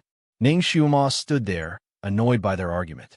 She secretly thought that the people from the cultivation sect were really annoying. Killing or letting her go was a simple matter. It was boring to argue over this. She occasionally looked up and was suddenly stunned. A young man in green clothes was standing on a big tree next to the entrance of the valley. He was handsome and had a cold expression. He glanced down and said, "What are you arguing about? If you disturb the Divine Lord, you'll have to bear the consequences." The group of people finally shut up. They bowed to the young man and explained their purpose of coming. The young man glanced at the box, then flew down. He stretched out his finger and touched the girl's wrist. He frowned slightly and said, "Strange." The people next to him nodded. "Venerable One, you can also see that this girl's injury is strange, right? Otherwise, we wouldn't dare to ask the Divine Lord for help." The young man nodded slightly and said, "Wait." He turned around and disappeared. After a while, he reappeared. "The Divine Lord has ordered that the girl can stay. You guys can leave for now." The crowd looked at each other. They were a little worried, but they didn't dare to disobey the Divine Lord's order. As expected, they slowly left. The young man in green clothes raised his hand, and the box containing the girl flew into the valley. In the blink of an eye, he disappeared into the clouds. Ning Xiuma also felt a blur in front of her eyes. When she regained her senses, she found that she had already changed the venue. There were a few buildings hidden in the lush bamboo forest. The box flew straight towards one of the buildings and into an open area. There was a green pergola covered with small purple flowers. Under the pergola was a stone table and a stone stool. A man in snow-white clothes, whose body seemed to be shrouded in mist, was sitting alone in front of a stone table, playing chess with himself. After the box flew over, it silently landed at his feet. The youth in green bowed and reported to him, "Master, this is the girl with the strange illness." The white-robed man didn't even raise his head. He only responded indifferently and waved his hand. The green-robed youth went down. Only the white-clothed man and the young girl lying in the box were left on the field. The white-robed man was still playing chess. He played one game after another, as if he had forgotten the existence of the young girl. Time passed by slowly. When Ning Xuan entered the valley, the sun had just risen, but now it had already fallen. Chapter 940. A day passed by just like that. The man in white did not go to treat the girl, nor did he even look at her. The moon rose, and it was as big as a round plate. It hung high above their heads, and the moonlight gently embraced the earth. Everything was gentle under the moonlight. The man seemed to be tired after playing chess for an entire day. He raised his hand to keep the chessboard and stood up. He did not even look at the girl in the box and turned to leave. Ning Xiuma, what was the meaning of this man in white? He took her in, but left her here for an entire day. Now he just abandoned her and left. Wasn't he afraid that the girl would die here? She turned to look at the girl. The girl was still lying there in the same posture, not moving at all. Ning Xiuma sighed in her heart. Luckily, the girl was unconscious. If she was awake and maintained this posture, she would be exhausted to death. She was about to walk over to check on the girl's illness when she saw the girl's eyelashes tremble slightly, and she slowly opened her eyes. Ning Xiuma, this girl isn't pretending, right? What a strong willpower. The girl's eyes darted around. First, she looked around. After a while, she moved her body and slowly stretched out her four limbs from the box. She was obviously numb from lying down, and there was a look of pain on her beautiful face. After a while, she cursed under her breath and sat up in the box. She looked around again and muttered something, as if she was scolding the man for being cold-blooded and not saving her. This girl was obviously not someone who scolded people often. She only said the same few words over and over again. She was about to stand up in the box when she suddenly saw something. Her body stiffened, and she stopped there. Ning Xiuma followed her gaze and saw the man in white sitting on a bamboo stool not far away, looking at her indifferently. The girl's face turned slightly red. She sat there helplessly, as if she did not know whether to continue lying down and pretend to be unconscious or to stand up. After a while, the girl suddenly jumped up and looked up at the man in white. "You found out that I was faking it?" She spoke in a preemptive tone. Her voice was like the first song of an oriole in the valley, delicate and crisp. The man in white didn't comment. Apparently, he couldn't be bothered to answer this question. The girl looked at him. "But I'm really injured. I've been bleeding. How can you watch such a beautiful girl bleed to death?" Her body was indeed injured. There were bloodstains on her arms, calves, and even her chest and abdomen. The bloodstains stained her white dress like red plum blossoms in the snow. "Are you dead?" The man in white finally spoke. His voice was as cold as the wind, carrying a faint chill. The girl choked and pursed her lips. "That's because I was lucky enough to wake up in time. Otherwise, I would have really bled to death." The man glanced at her indifferently, as if he couldn't be bothered to talk to her again. He turned around and left. Hey, aren't you going to ask me why I pretended to faint?" The girl chased after him. "Not interested," the man replied. He didn't even look back. "Aya, aren't you curious at all? If you ask me, I might tell you. Don't you want to dig out the details of the devil ancestor for me?" "I don't want to." "Aya, maybe I really know. If you ask, I'll tell you." The girl chased after him. Chapter 941. She was injured and limped as she chased after him. Soon, she lost track of the man. The shadows of the trees danced, and the man's figure could no longer be seen. The girl finally stopped and sat down on a large rock. Although the wounds on her body had been treated, perhaps because she had moved too vigorously, the wounds had split open again. Blood dripped down drop by drop, and soon, a small pool of blood had gathered where she was sitting. The girl stared at the pool of blood in a daze. Her black eyes were as deep as a pool of ink. No one knew what she was thinking.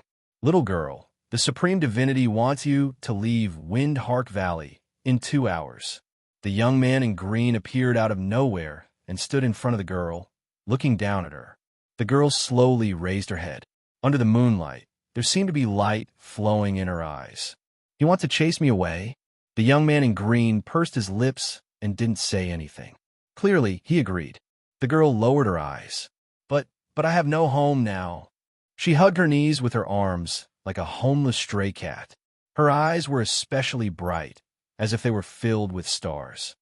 "I don't want to go back to the devil realm, but if I go out, those people from the mortal cultivation sect will capture me and force me to tell them about the devil ancestor. They will torture me. They will beat me black and blue, and maybe even light me up as a sky lantern." The young man in green was speechless. There seemed to be some sympathy in his eyes as he looked at her. He still didn't say anything. "Okay." The girl finally stood up. Her big eyes were filled with stubbornness and loneliness. "I'm leaving." She turned around and walked out. She walked unsteadily, leaving behind drops of blood that meandered along the path she walked. "Wait," the young man in green suddenly said.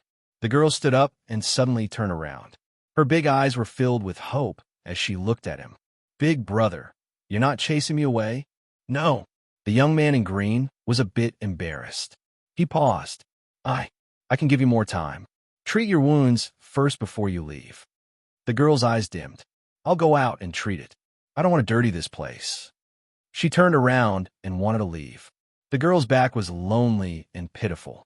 Coupled with her beauty, she was truly pitiful.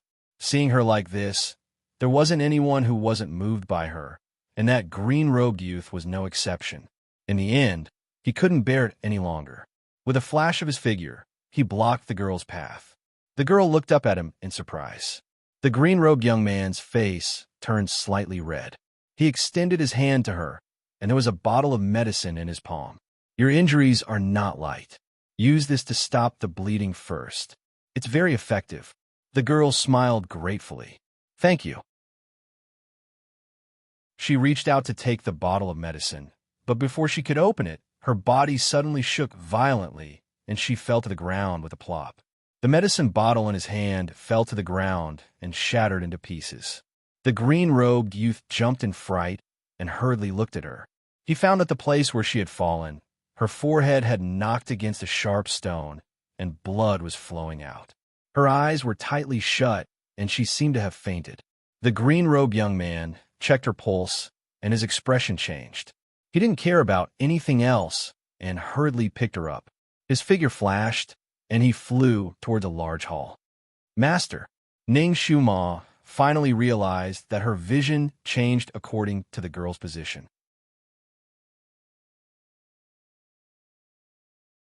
Chapter 942. For example, right now, Ning Shuma found herself in a large hall. In the main hall, the white-clothed man was drinking tea, while the white-clothed girl was lying on the cold ground. The green-clothed youth was bending over and begging. "Master," she really fainted. "Please save her. You can save her." The man in white was unmoved. He didn't even look at the dying girl. "Master, her injuries are very strange. I can't do anything." The young man in green knelt down. "Long Chuan, you're not a soft-hearted person. Why are you doing this?" The man in white's eyes fell on his disciple. Long Chuan lowered his head. "I just can't bear to see her die here at such a young age." "Young age?" The man in white repeated. His voice was unfathomable. "Long Chuan, don't be fooled by appearances." He glanced at the girl on the ground. "She is not young. She's older than you." The young man in green was stunned. His eyes swept over the girl. "She looks like she's only in her teens." The man in white didn't say anything. He just waved his sleeve at the girl. A white light flashed, and the girl on the ground disappeared. In her place was a snow-white nine-tailed fox. However, it had suffered severe injuries. Droplets of blood were emerging from its fur, dyeing its white fur red. "She's a nine-tailed fox." The young man in green cried out. "She's been cultivating for at least 1,000 years." The man in white glanced at the fox. His eyes moved slightly. He nodded. "She should have been cultivating for more than 1,300 years." His eyes were like torches. He could tell the true age of the nine-tailed fox. Long Chuan naturally trusted his master's eyes. He murmured, "She's older than me. Older than me by 300 years. But she looks really young." He paused. Then he suddenly said, "However, master, I heard that nine-tailed foxes only reach adulthood when they're 2,000 years old. She's still considered underage. She's still a child." While the master and disciple were talking, the nine-tailed fox on the ground suddenly trembled. Droplets of blood seeped out of her body quickly and urgently. The little nine-tailed fox curled up into a ball, her sharp little mouth opening and closing as she mumbled, "Don't you recognize me? I'm Momo. I'm Momo. I've been looking for you for hundreds of years. You don't recognize me." It seemed to be speaking nonsense, and the green-robed man clearly did not understand. The white-robed man's eyes flashed slightly. Finally, he took a closer look at the nine-tailed fox. Seeing that the little fox's breathing was getting more and more intense, as if she would breathe her last at any time, the green-clothed youth became anxious. "Master, please save her. She really doesn't seem to be able to make it. What kind of injury is she suffering from? Why is he bleeding all over? Skin changing," the white-robed man said in a low voice. He raised his hand, and a ball of white light completely enveloped the little fox. As the white light flowed, the bleeding on the little fox's body finally slowed down. It was really unconscious. It struggled slightly in the white light. "No, don't. You can't die. Don't leave me alone. I don't want to be alone." Its voice trembled, as if it was a lonely little beast. Big drops of tears rolled down from the corners of its eyes.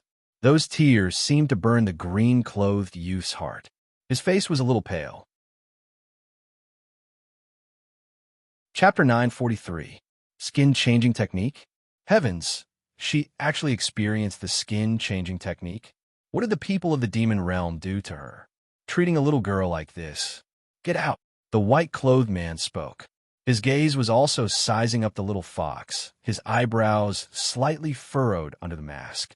His fingertips continuously flicked the little fox's body, shooting wisps of wind at the little fox's body. Those wisps of wind were like silk threads. Tightly wrapping around the little fox, the blue-clothed youth breathed a sigh of relief, knowing that his master was willing to save her. He looked at the little fox one more time, then turned around and walked out, considerately closing the hall's door, making it convenient for his master to heal the little fox's injuries.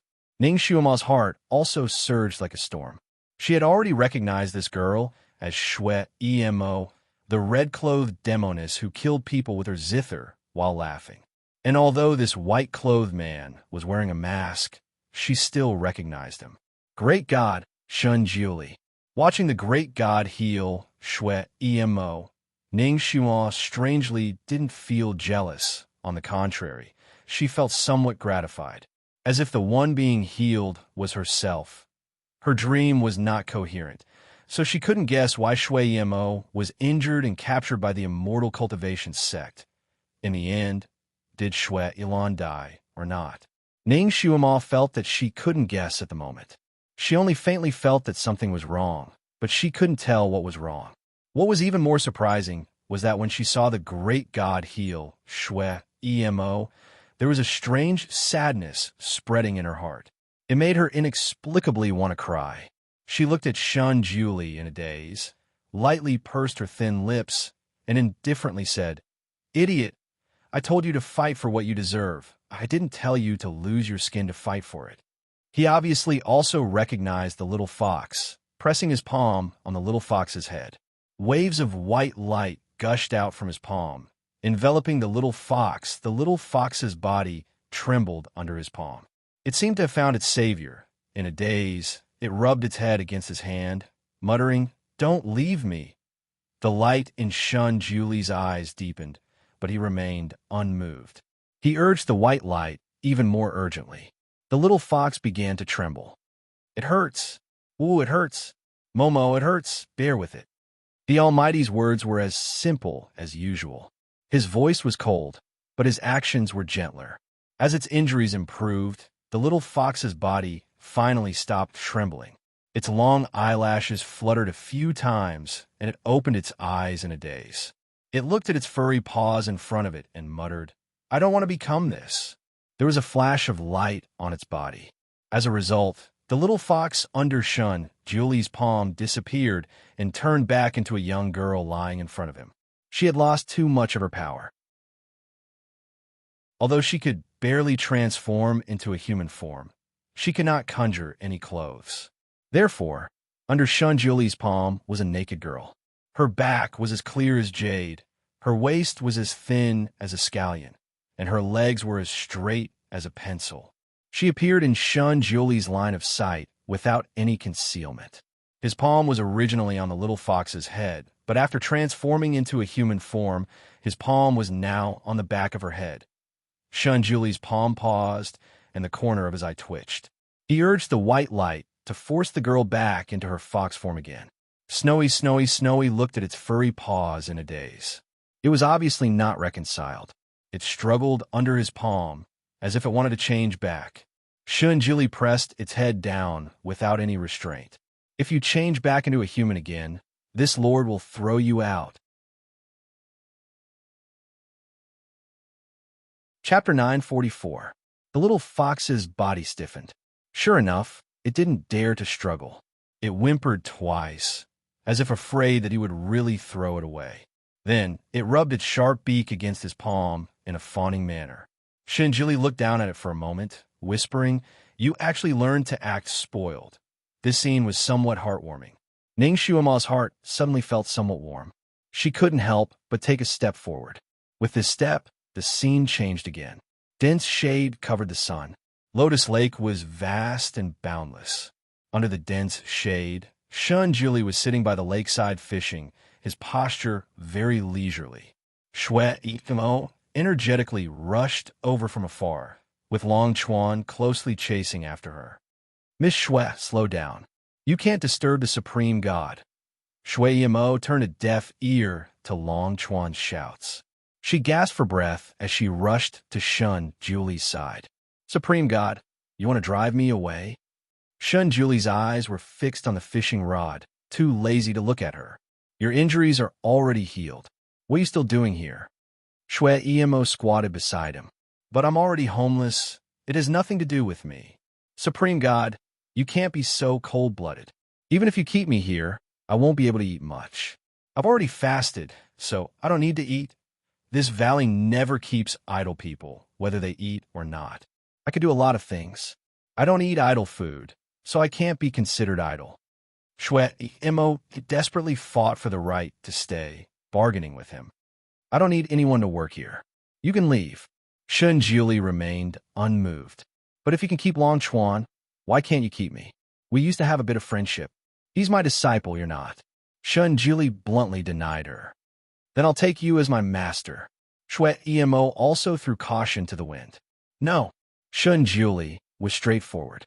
Shui Emo was anxious. She couldn't help but raise her hand to pull at his sleeve. "Why can't you take me? I'm so smart." Shun Juli raised his sleeve, causing Shui Emo's hand to fall on empty air.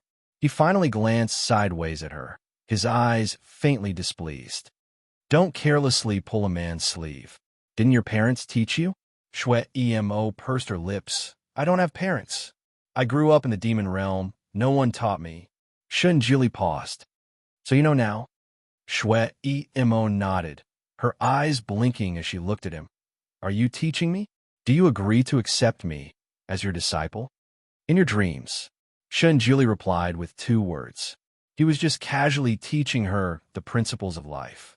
He had no intention of taking her in as a disciple. "What will it take for you to let me stay?" Shui Mo's eyes sparkled as she looked at him. Her eyes were sparkling and translucent, shining brightly under the sunlight. She wanted to tug at his sleeve again, but when she reached out, she retracted her hand.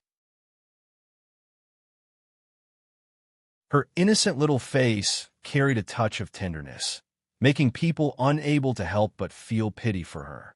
That green-robed youth clearly wanted to plead for Shui Emo. He opened his mouth and mustered up his courage to say, "Master, she looks quite pitiful. Why don't we keep her? She can also do chores like cleaning the courtyard. Do you want her to do something that can be done with a cleaning technique? Shunjili didn't even turn his head, his voice cold. I don't keep useless people here. Shui Emo was provoked by his last sentence. I'm useful. How can I be useless? Supreme Divinity, you can't look down on people. I have a lot of skills. What skills do you have? I can play the zither. You can't play as well as me. This won't do. Change it. Chapter 945. Shui Emo choked and rolled her eyes. I can embroider. No one here needs your embroidery. This skill was rejected again. I can sing. Shui Emo finally thought of her own specialty. I'm afraid of noise. This skill was rejected again. What about dancing? I don't care. Shui Emo racked her brains to think of several skills, but they were all rejected by Shun Juli in a few words. She finally became angry, her eyes wide open. Then what skills does Supreme Divinity want from me? Do you know how to play chess? Shun Juli seemed to loosen up a bit. Shui Emo's eyes drooped. No, I don't know. What about painting? No, I don't know. The things she knew were either killing people or seducing people. The only thing she didn't learn was these elegant arts. Since you don't know, I won't keep you. Shun Juli's voice was cold and indifferent. You can go. Long Chuan, see the guest out. Shui Emo was anxious. I can learn even if I don't know. I'm so smart. I'll be able to learn quickly.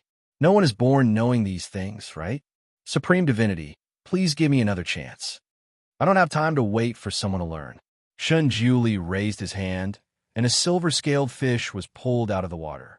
The fish wasn't small, and it desperately swung its tail on the hook. The fish fell into a nearby basket.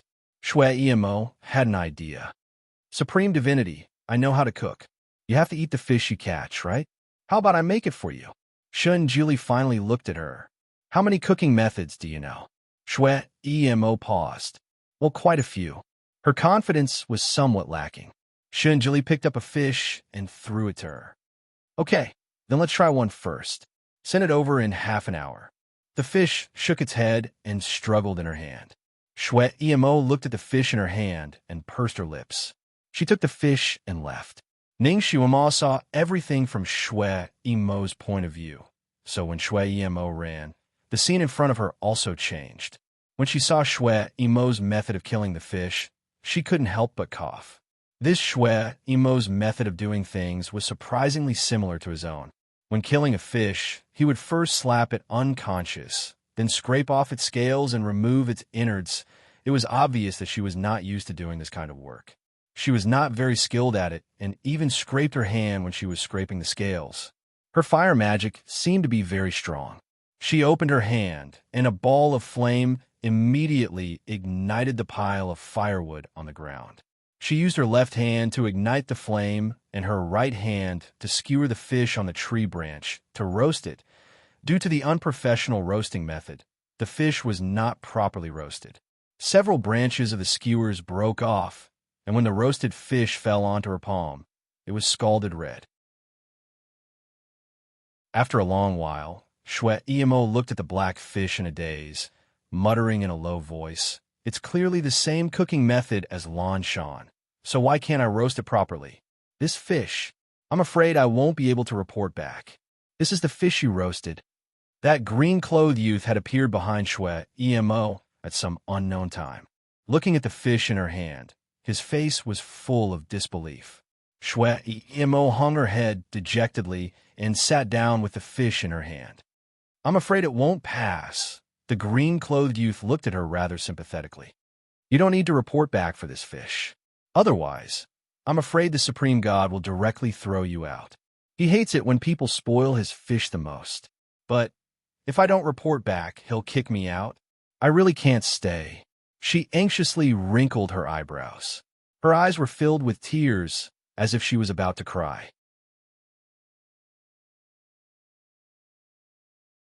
Chapter 946. Tenderness rose in the eyes of the blue-clothed youth. He thought for a moment, then took out a small jade tablet and handed it to her. "Take this. When you go out again, no one will make things difficult for you." Shui Emo looked at the jade tablet in her hand, then looked at him, It's my thing. It's the symbol of my Qilin clan. The people of the cultivation sects know my identity.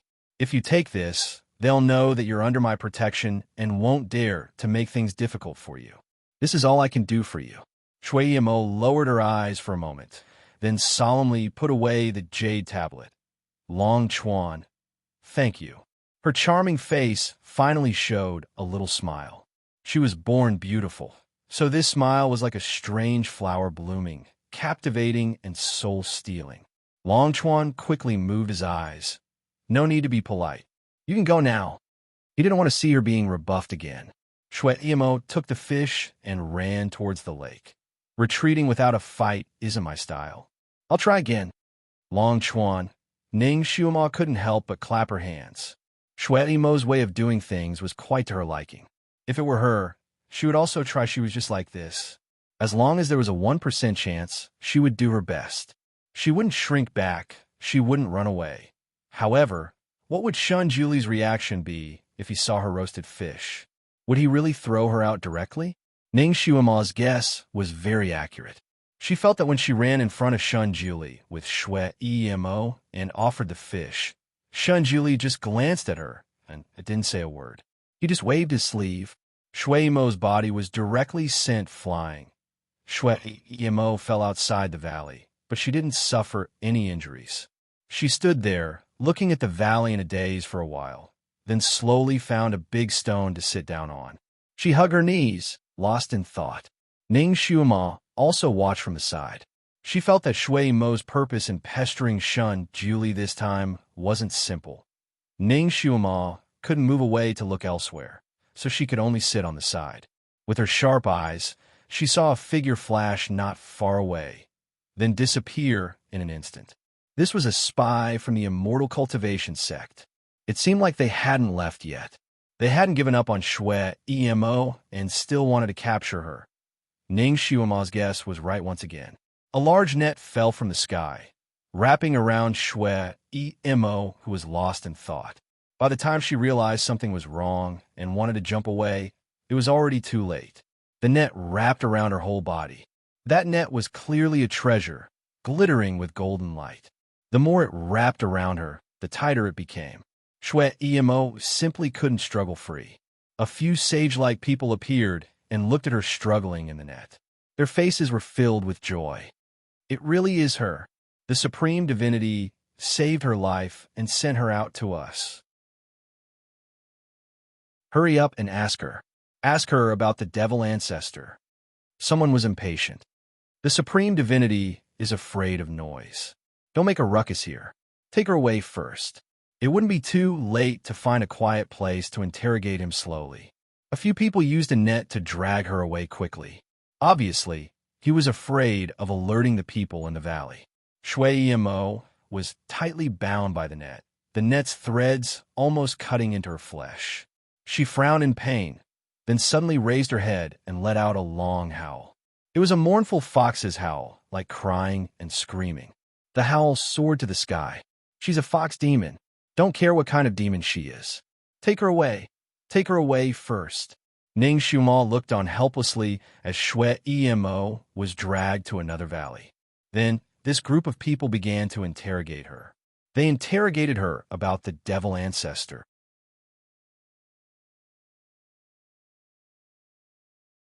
Chapter 9:47. What does the devil ancestor look like? Is he a man or a woman? How old is he? Where does he live? Little girl, you'd better tell the truth, or else you'll suffer. These people asked a series of questions. The last person's voice carried a cold threat. Shui Yimo was trapped in that big net, her body twisted. After they finished asking, she said, "This broken net is hurting me. I can't remember anything because of the pain." These people from cultivation sects were obviously experts, so they weren't afraid of a little girl playing tricks. The owner of the treasure net loosened the net a bit. Of course, they also said some threatening words. Shui Yimo stretched her body inside the net and tilted her head to look at them. "Do you really want to know what the devil ancestor looks like?" Those people gave her a "you're asking nonsense" expression. Shui Yimo raised her small hand to cover her mouth and yawned. Then, she said a rather earth-shattering sentence. The devil ancestor is me. I'm the devil ancestor. Those people, they naturally didn't believe that this seemingly tender little girl in front of them was the devil ancestor. When they heard this sentence, their first reaction was that they had been played. They all flew into a rage and scolded her one after another. They told her to tell the truth as soon as possible. Otherwise, they would peel off her skin and break her bones and send her soul to the 18th layer of hell or something. In short, all kinds of terrifying and bloody threats were said. However, Shwe Emo insisted that she was the devil ancestor and even raised her head high. Finally, those people were angered, and the treasure net binding her tightened once more.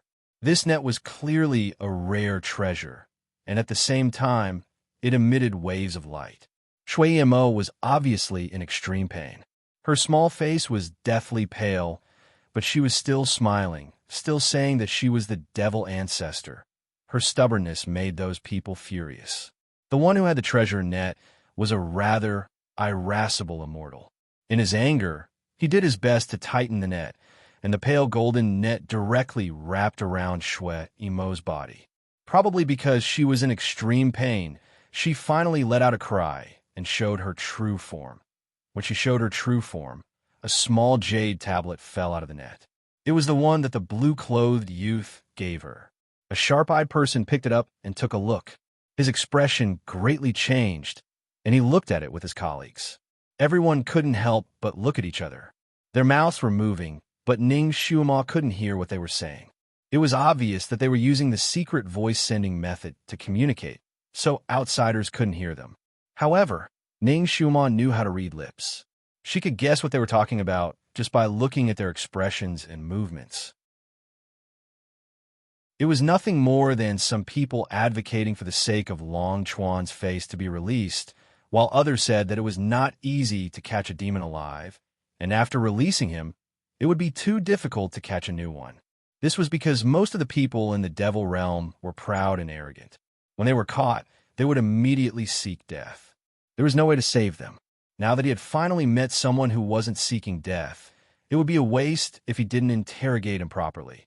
There were also people who said that the little girl looked young, so she might not know about the demon ancestor. She was just joking. Even if they interrogated her, they might not be able to find anything. They might as well give Long Chuan some face. The people continued to argue. In the end, the owner of the treasure net lost his patience and hid the jade tablet in his sleeve with a ferocious look on his face. Chapter 948. Although this girl is young, she's still a demon. All demons deserve to die. My daughter is about the same age as her, but wasn't she strangled to death on the battlefield? Interrogate her again. If we still can't get anything out of her, we might as well. The owner of the treasure web made a kill gesture. But she has Sir Long Chuan's token. If we really kill her, I'm afraid Sir Long Chuan will blame us. Someone shook his head. Sir Long Chuan's father also died at the hands of the demon ancestor. Presumably, Sir Long Chuan also hates the demon ancestor to the bone.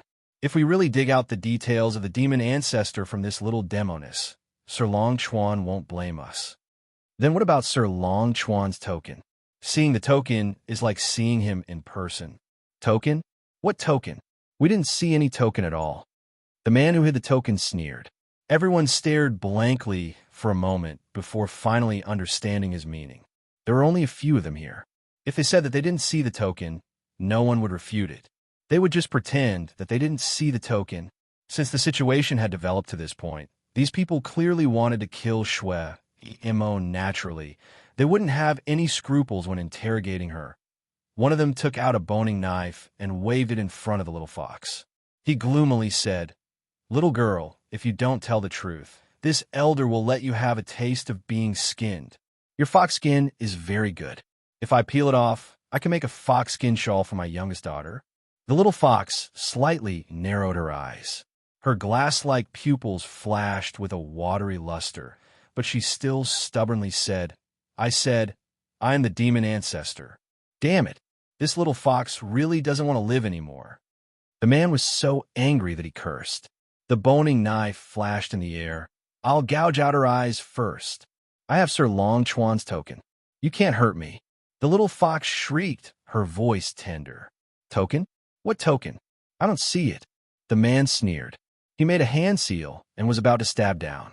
The little fox shrank back, seemingly frightened. Her small claws also made a hand seal, intentionally or unintentionally. Gee. The boning knife in the man's hand suddenly shattered into powder.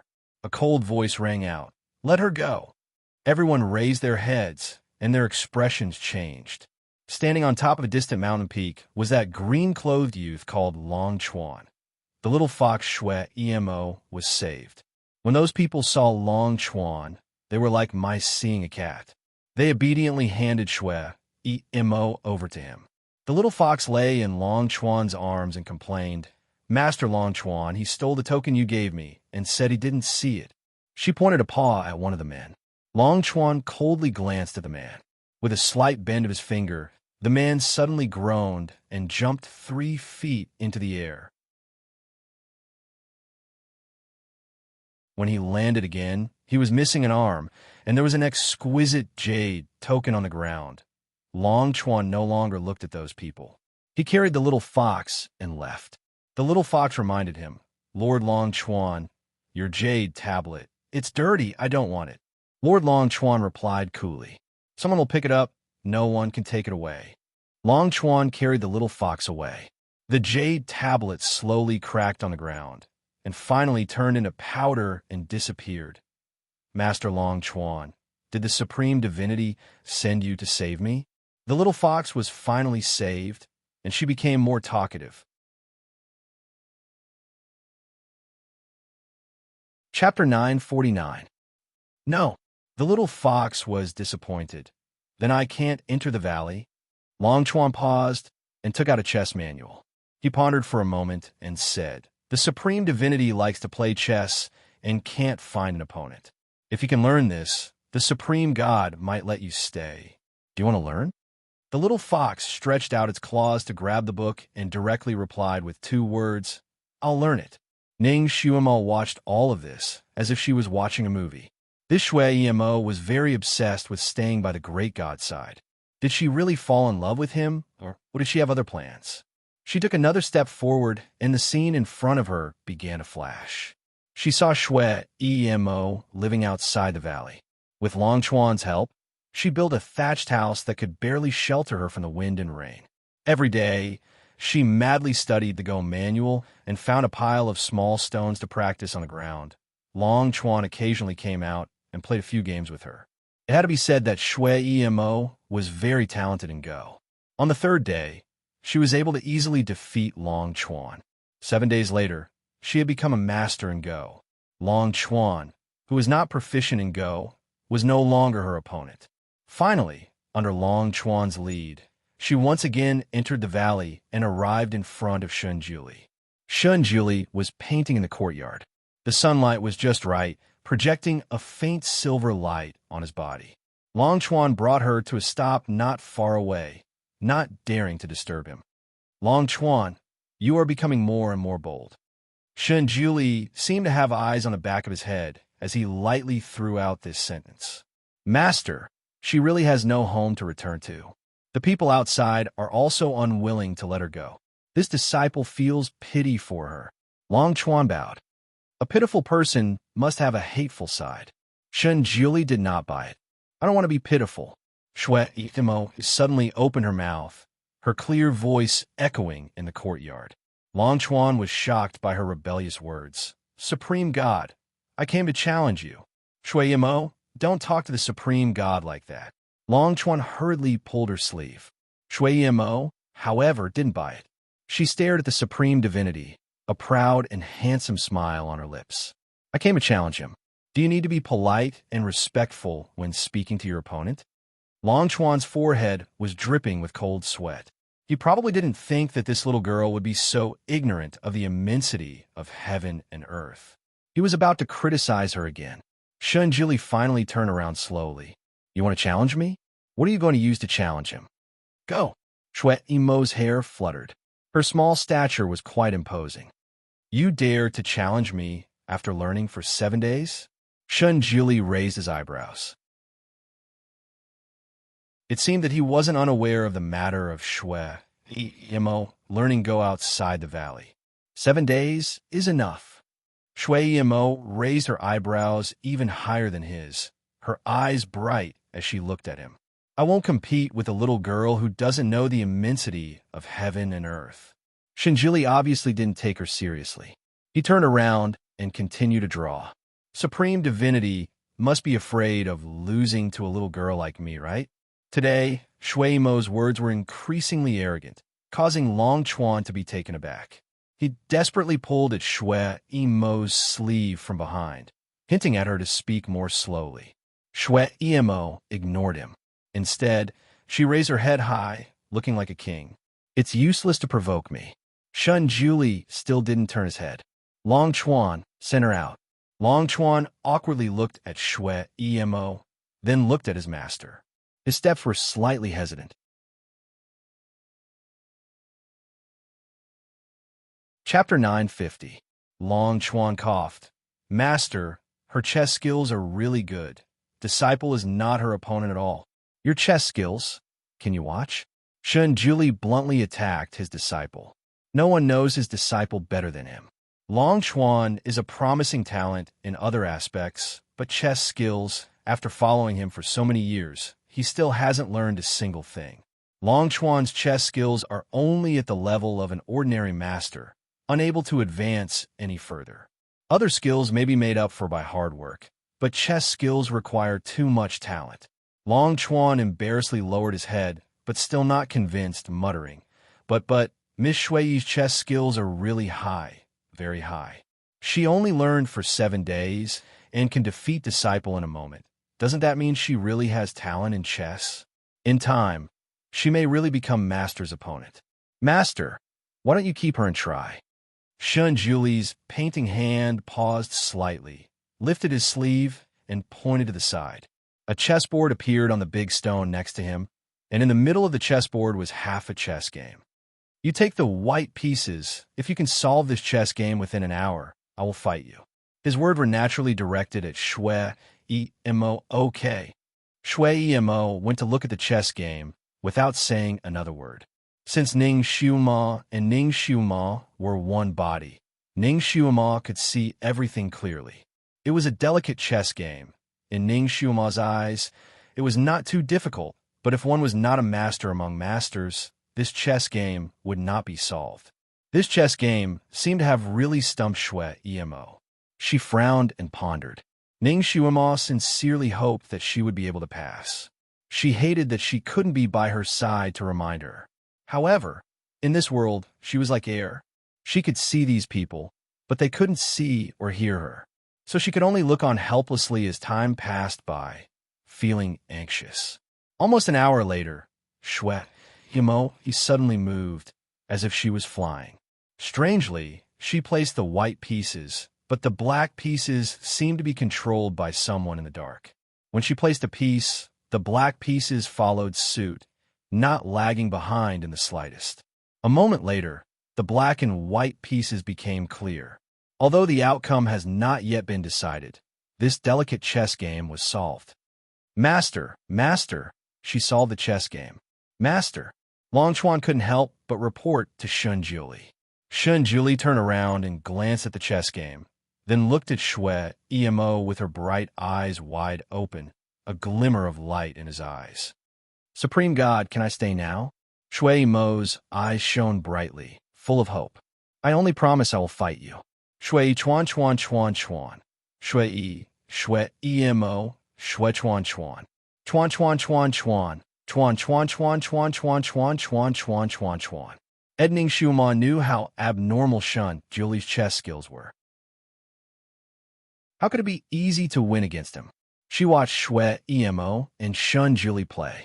Shun Juli didn't sit in front of the chessboard. He was still painting. Every time Shui Imo placed a piece, he would also place a piece. His speed was extremely fast, and he didn't even turn his head. His attention was still on his painting and only a little bit on the chess game. In less than an hour, the outcome of the game had been decided. Shui Imo lost. You lost. Shun Juli's voice was cold and indifferent. Yes, I lost. Shui Emo was somewhat dejected, tightly pursing her lips. Chapter 9:51. What if you lose? Shen Jili finally looked back at her. I'll leave. Shui Emo clenched her teeth and said. Her eyes were red, but she still held her head high. But in time, I won't necessarily lose. After saying this, she turned and strode out. Just as her figure was about to walk out of the courtyard, Shen Juli's voice faintly came. You can come back in a month. Shui Mo's footsteps paused, her eyes shining. Okay. This time her answer was much louder. Ning Xuemo felt that Shui Mo's temperament was very similar to her own. They both had the spirit of a cockroach that refused to admit defeat. She watched Shui Mo leave the valley and return to her small thatched hut. She began to practice her chess skills day and night, to the point where she forgot to eat and sleep. Ning Xuemo felt like she was watching a blockbuster. The rhythm of the blockbuster was very good. When it was time to fast forward, it was fast forward, and when it was time to be normal, it was normal. She watched as time flowed through the camera lens one after another. She watched about a month later. Shui Mo once again entered the valley to challenge Shenjuli. Unsurprisingly, she was once again defeated. However, this time, she persisted for a much longer time and lost fewer chess pieces. This distracted Shenjuli, who was fishing a little bit more. Halfway through the game, he didn't notice that a fish had bitten the hook on his fishing rod. Shenjuli seemed to be a little interested in this little girl's indomitable spirit. He made another appointment with her 2 months later. Ning Xuemo felt that time passed very quickly here. She remembered that when she first saw Shui Mo entering the valley, it was still spring when the mountain flowers were blooming. When the camera paused again, it was already winter with heavy snow swirling in the air. Outside the valley, the 4 seasons were clear, but inside the valley, it was always as warm as spring. Ning Xuemo watched as Shui Mo went in and out.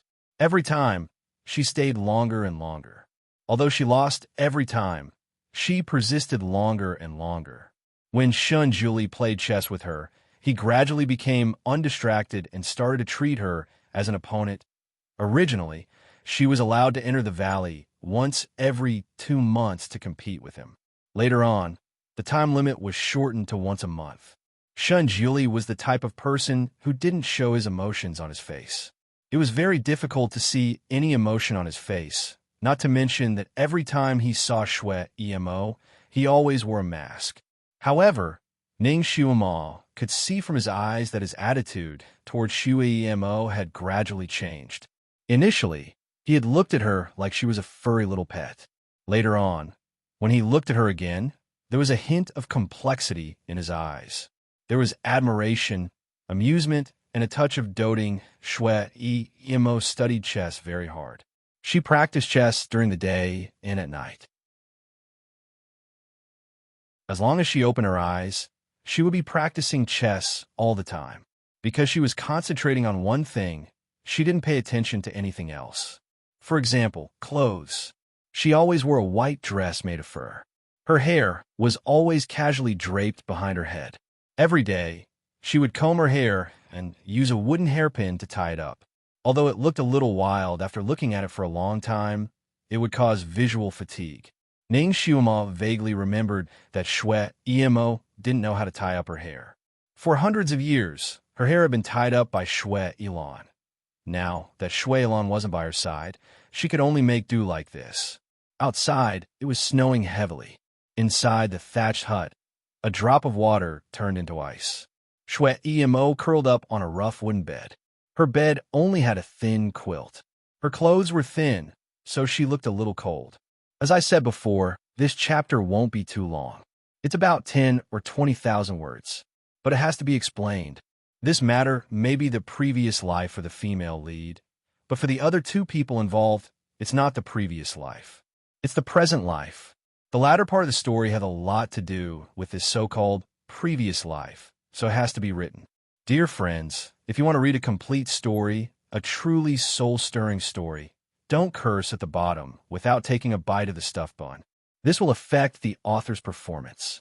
It will only cause the author to waste a good story and rush the ending. In fact, readers who often follow Mumu know that the ending is usually a comedy. There has never been a tragedy. So for those who can't wait and want to rush the ending, I can responsibly tell you that this story is still a comedy. In the end, the male and female leads will definitely be happy and reunited. Then, are you satisfied with this one-sentence ending? Do you only want to read the ending? I've already tried to simplify the story as much as possible. I only described a few events that affected the overall situation. If I simplify it further, it will become an outline. The story of the previous life is absolutely soul-stirring. I don't want to write such a good story into an outline that doesn't give you any feelings, so, dear friends, please don't be impatient.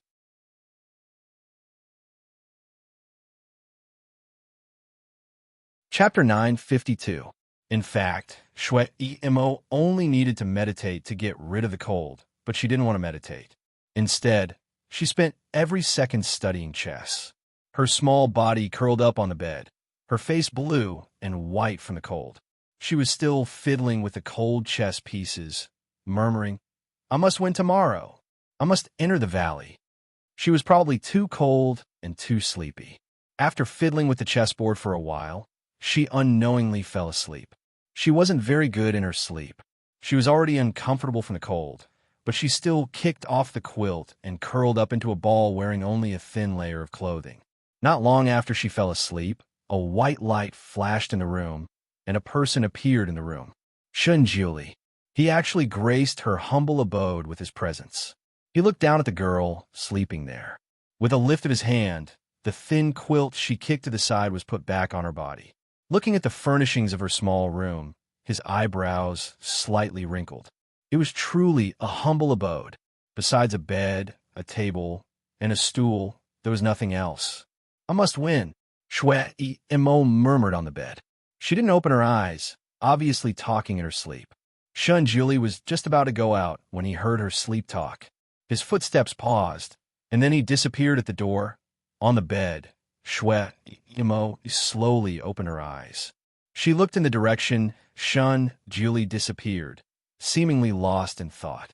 After a while, she closed her eyes slightly, her fingers clenching the thin quilt covering her body. She sighed and encouraged herself. "I must win. I have no way out." Ning Shuma's heart jumped, and she almost blurted out, "Why are you so determined?"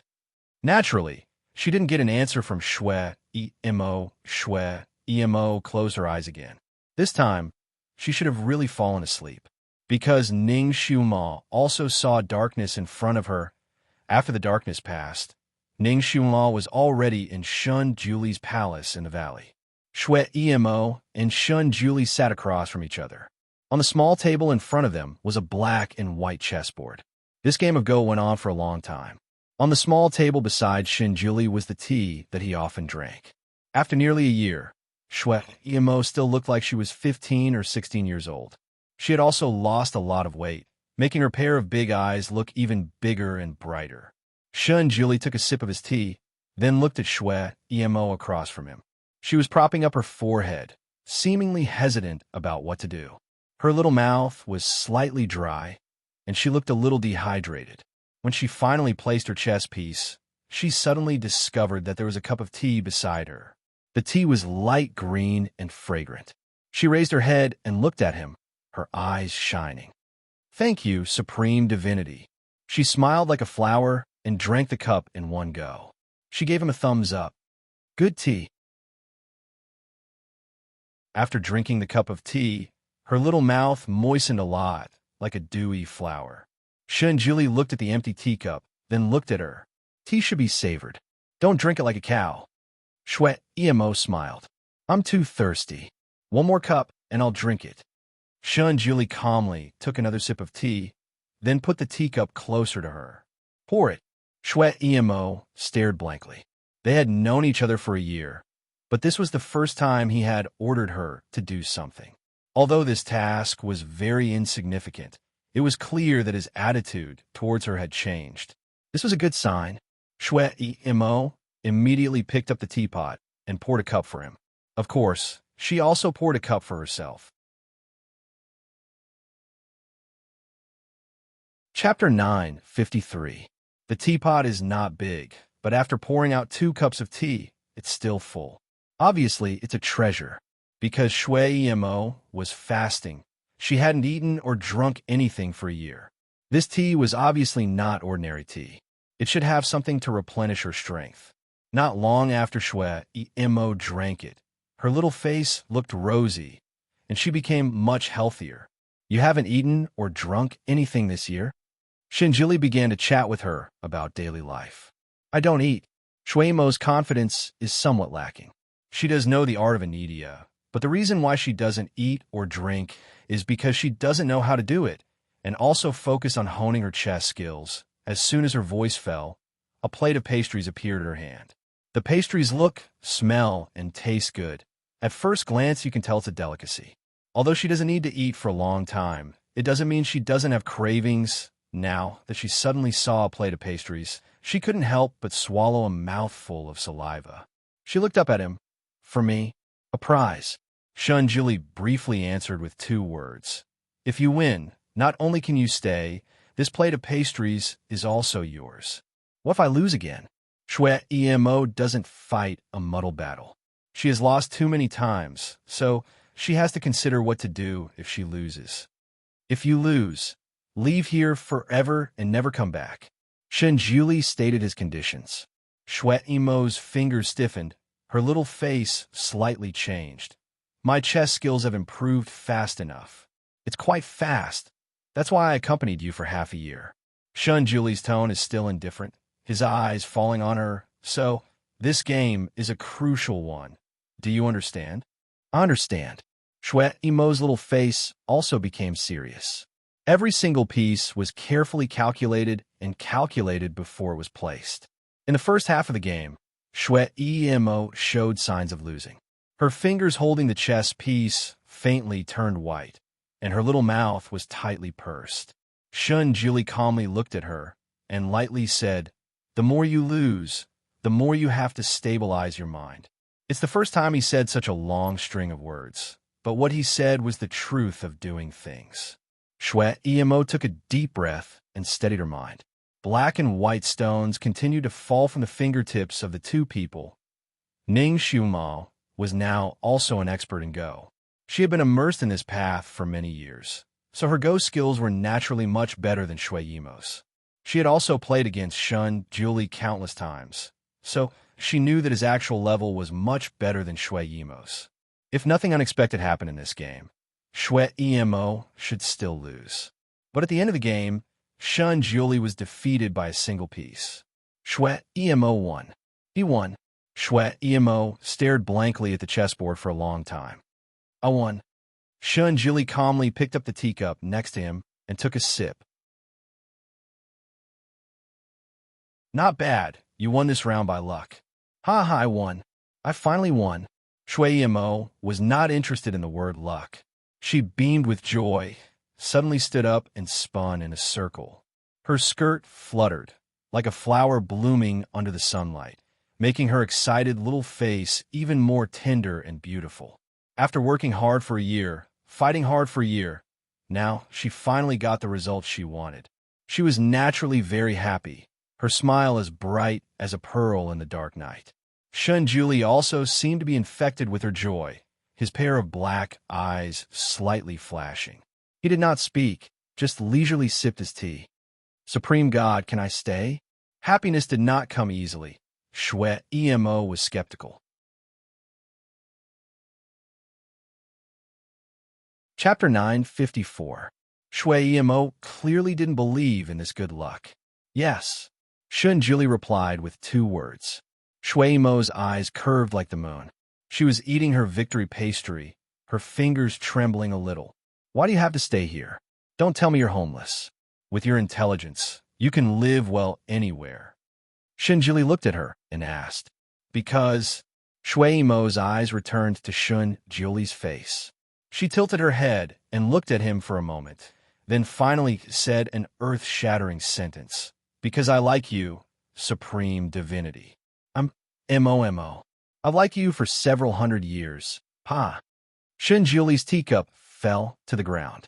Ning Xiumao who was watching the fun with her arms crossed, also trembled in her heart. This Shue Imo really won't stop until she's shocked to death. Just as this thought came to her mind, she heard a voice that seemed to come from thousands of miles away. Master, master, are you awake? Are you still going to Yi Feng's place? Kiran. Yi Feng.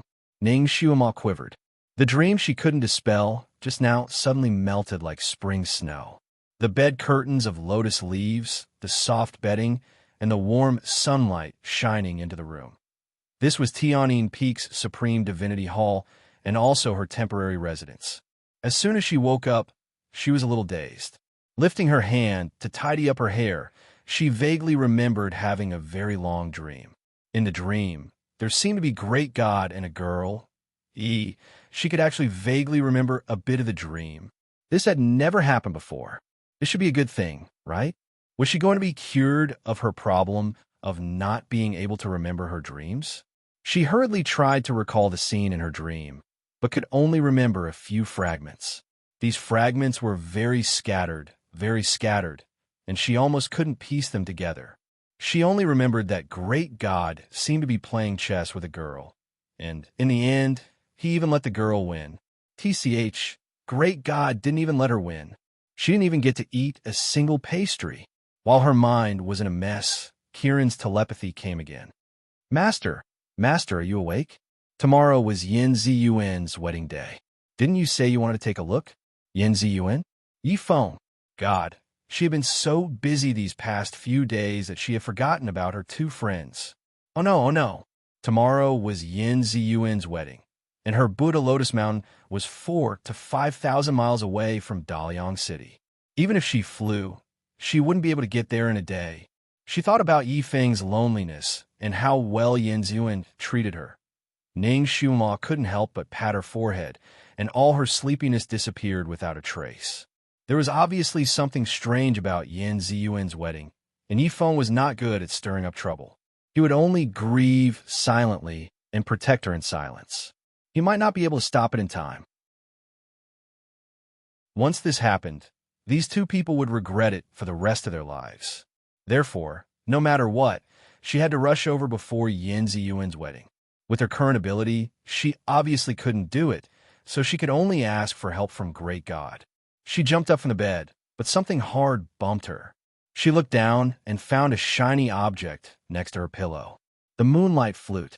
She remembered that she had always kept it in her Chinquan bag. When did it come out by itself? And it happened to be under her pillow. Maybe she wanted to see it again before sleeping. So she groped it out in a daze. Ning Xiuma was in a hurry to get out, so she didn't have time to think about it. Chapter 955. Ning Xiuma grabbed the moonlight flute and stuffed it into her Chinquan bag. She didn't even bother to wash up and ran to find the Almighty. In the bedroom, Shun Juli was meditating. A faint light circled around his body, and he sat there like a high and mighty god. Ning Xiuma paused at the door. Seeing him like this, she didn't dare to disturb him. It was best not to be disturbed while meditating. If she went in rashly, it might cause him to go crazy. But if she didn't disturb him, she didn't know how long he would meditate. Her matter was very urgent, so it wasn't an exaggeration to say that she was on fire. She was in a dilemma and couldn't make up her mind. Master, are we going today? Kiran's voice urged her in her mind. We can't get there in a day with our own speed. Ning Xiuma calmly replied Kiran. We can make it. Kiran continued to transmit its voice. I learned a flying technique. Although I can't fly 1,000 miles in a second, I'm confident that I can fly 7,000 to 8,000 miles in a day. Its voice sounded proud as it reported the good news to her. Master, there's a big lake here. The spiritual energy inside is very abundant. I can cultivate for a year in there. That Yelu Jing is really good. He even taught me a manual for Kiran cultivation. It's very useful for me. It's as if it was written for me. This flying technique is the martial art inside. I've already learned it. Once Kiran contacted Ning Xiuma, it started to chatter nonstop. A little Qilin had this kind of ability. Ning Xiuma was happy. She didn't need the Almighty to investigate this matter. She looked at Shun Jili again. He was still cultivating. The light around his body was like a rainbow halo. It was very beautiful. What kind of martial art was the Almighty practicing? It looked so high and mighty. She didn't know when she could reach this level. It seemed like the Almighty was not going to stop anytime soon, so she decided to go with Kieran. In any case, her martial arts had already reached Earth rank level 4, and it would not be easy for her to meet an opponent. He was completely different from before. He was no longer a piece of trash that could be bullied by others. She was just investigating Yin Ziyuan's situation, so she shouldn't be in any danger. The Almighty was at a critical juncture in his training, so she didn't want to disturb him. She was used to solving some things by herself and didn't like to always rely on others. Thinking of this, she immediately used telepathy to reply to Kieran, "Come to the Tianyin Peak and wait for me. I'll be out soon."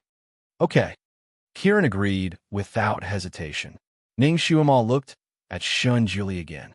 After thinking for a while, she picked up the pen and paper on the table and left him a letter. After he finished writing, he put it under the paperweight and ran out.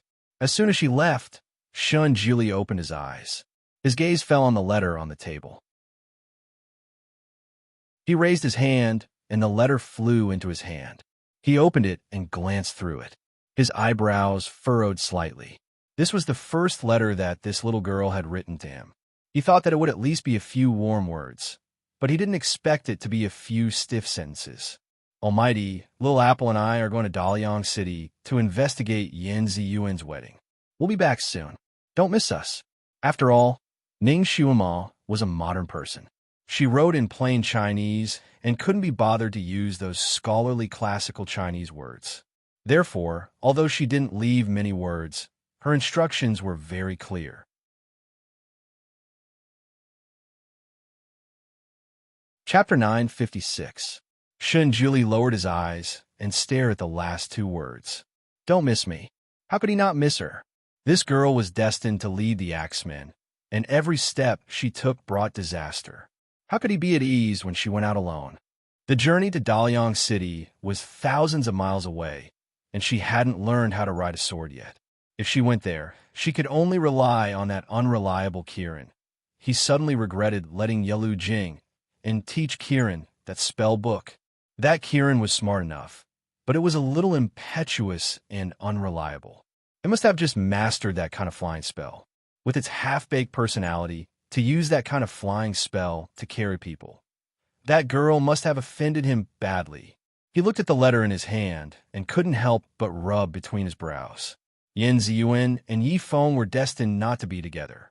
Now that this girl was involved, he didn't know what kind of changes would occur. He slowly stood up. Since that girl was involved, then he should be involved too. He was just sitting down for a while, and that girl dared to abandon him and run away. It really made him unhappy. He narrowed his eyes and spun the jade flute in his hand. After a moment, he smiled lightly and began to slowly prepare. Ning Xuema's current status in the Sun Moon sect was very high, so no one dared to stop her when she wanted to go down mountain. However, even though they didn't stop her, the news of Ning Xuema leaving the mountain soon reached Shinjuli. Master, I've already sent the 8 great enforcers down the mountain to support little junior sister's safety. Do we still need to activate the hidden posts everywhere to prepare for any accidents? Yelu Jing, Anne's voice floated over from the voice transmission talisman. No need. Withdraw the 8 gray enforcers, and don't move the hidden posts. Shinjuli's voice was heard. Yes. Yelu Jing replied. He still didn't understand. Master was very nervous about this little junior sister. He was afraid that she would melt in his mouth and fall off his head. Now that little junior sister had gone down the mountain alone, how could Master let her go? Although he didn't understand, he still followed his master's instructions and sent a message to the 8 guardians of Dharma to come back. He asked them a few more questions and learned from them that Ning Xuema had gone down mountain. After thinking for a while, he decided to report to his master. Master, the 8 guardians have already retreated. Little junior sister has already reached the bottom of the mountain. She is accompanied by Ji and Huang and his wife. Helian Xiao is also sending her off. Shun Julie's fingers, which were sorting out the medicinal pills, suddenly paused. After a while, he replied, Got it. The sound-transmitting talisman returned to its original color. Yalu Jing unrubbed his nose. He didn't know why, but he felt that his master's last 3 words weren't very good. When entering and exiting the Sun-Moon sect, no disciple was allowed to come and go as they pleased. Aside from the ancestor himself, everyone else had to take the normal path to enter and exit the sect. Otherwise, they would not be able to leave. When Ning Xuemal reached the mountain gate, she didn't expect to bump into Ji Yunhuang and Tian Xueqing. They were obviously going back to Chongkong country. Daliang City was a frontier city of Chongkong country. When Ji Yunhuang heard that Ning Xuemal wanted to go to Daliang City, he immediately suggested that they go together. He had an extremely fast flying carriage at the bottom of the mountain that could send her there. Even a blind person could see Ji Yunhuang's feelings for Ning Xuemal. Tian Xueqing didn't say a single word during the whole journey. When Ning Xuemal and Ji Yunhuang were talking, she walked far ahead of them. Ji Yunhuang's carriage was called Auspicious Cloud Crane. It was on the back of a golden-winged great pung.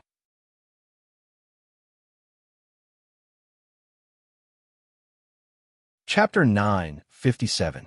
The great pung bird's flying speed was extremely fast. It could travel 4,000 to 5,000 miles in a day without any problems. According to Ji Yunhuang, he could make the great pung bird fly even faster. They wouldn't need to rest at night. According to his estimation, they should be able to reach Daliang City by tomorrow morning. Ning Xuemal calculated the time. Yin Ziyuan's wedding should be tomorrow at noon. She had to get there in the morning. If she didn't investigate clearly before speaking up to stop them, she was afraid that she would be too late. She had also asked Kiran. According to Kiran, they should be able to arrive by tomorrow morning. They should arrive 8 hours earlier than Ji Yunhuang's carriage. Right now, Ning Xuemal was in a race against time. 8 hours was extremely precious to her. Furthermore, she didn't want to have anything to do with Ji Yunhuang, so she tactfully declined his offer. Ji Yunhuang was naturally disappointed. He was about to persuade her again when he met Helian Xiao, who had just returned to the mountain. Helian Xiao was a bright and enthusiastic youth. He was very happy to see Ning Xuemal. When he heard that Ning Xuemal was going down the mountain, he immediately wanted to send her off. No matter what, he had to send Ning Xuemal off the mountain.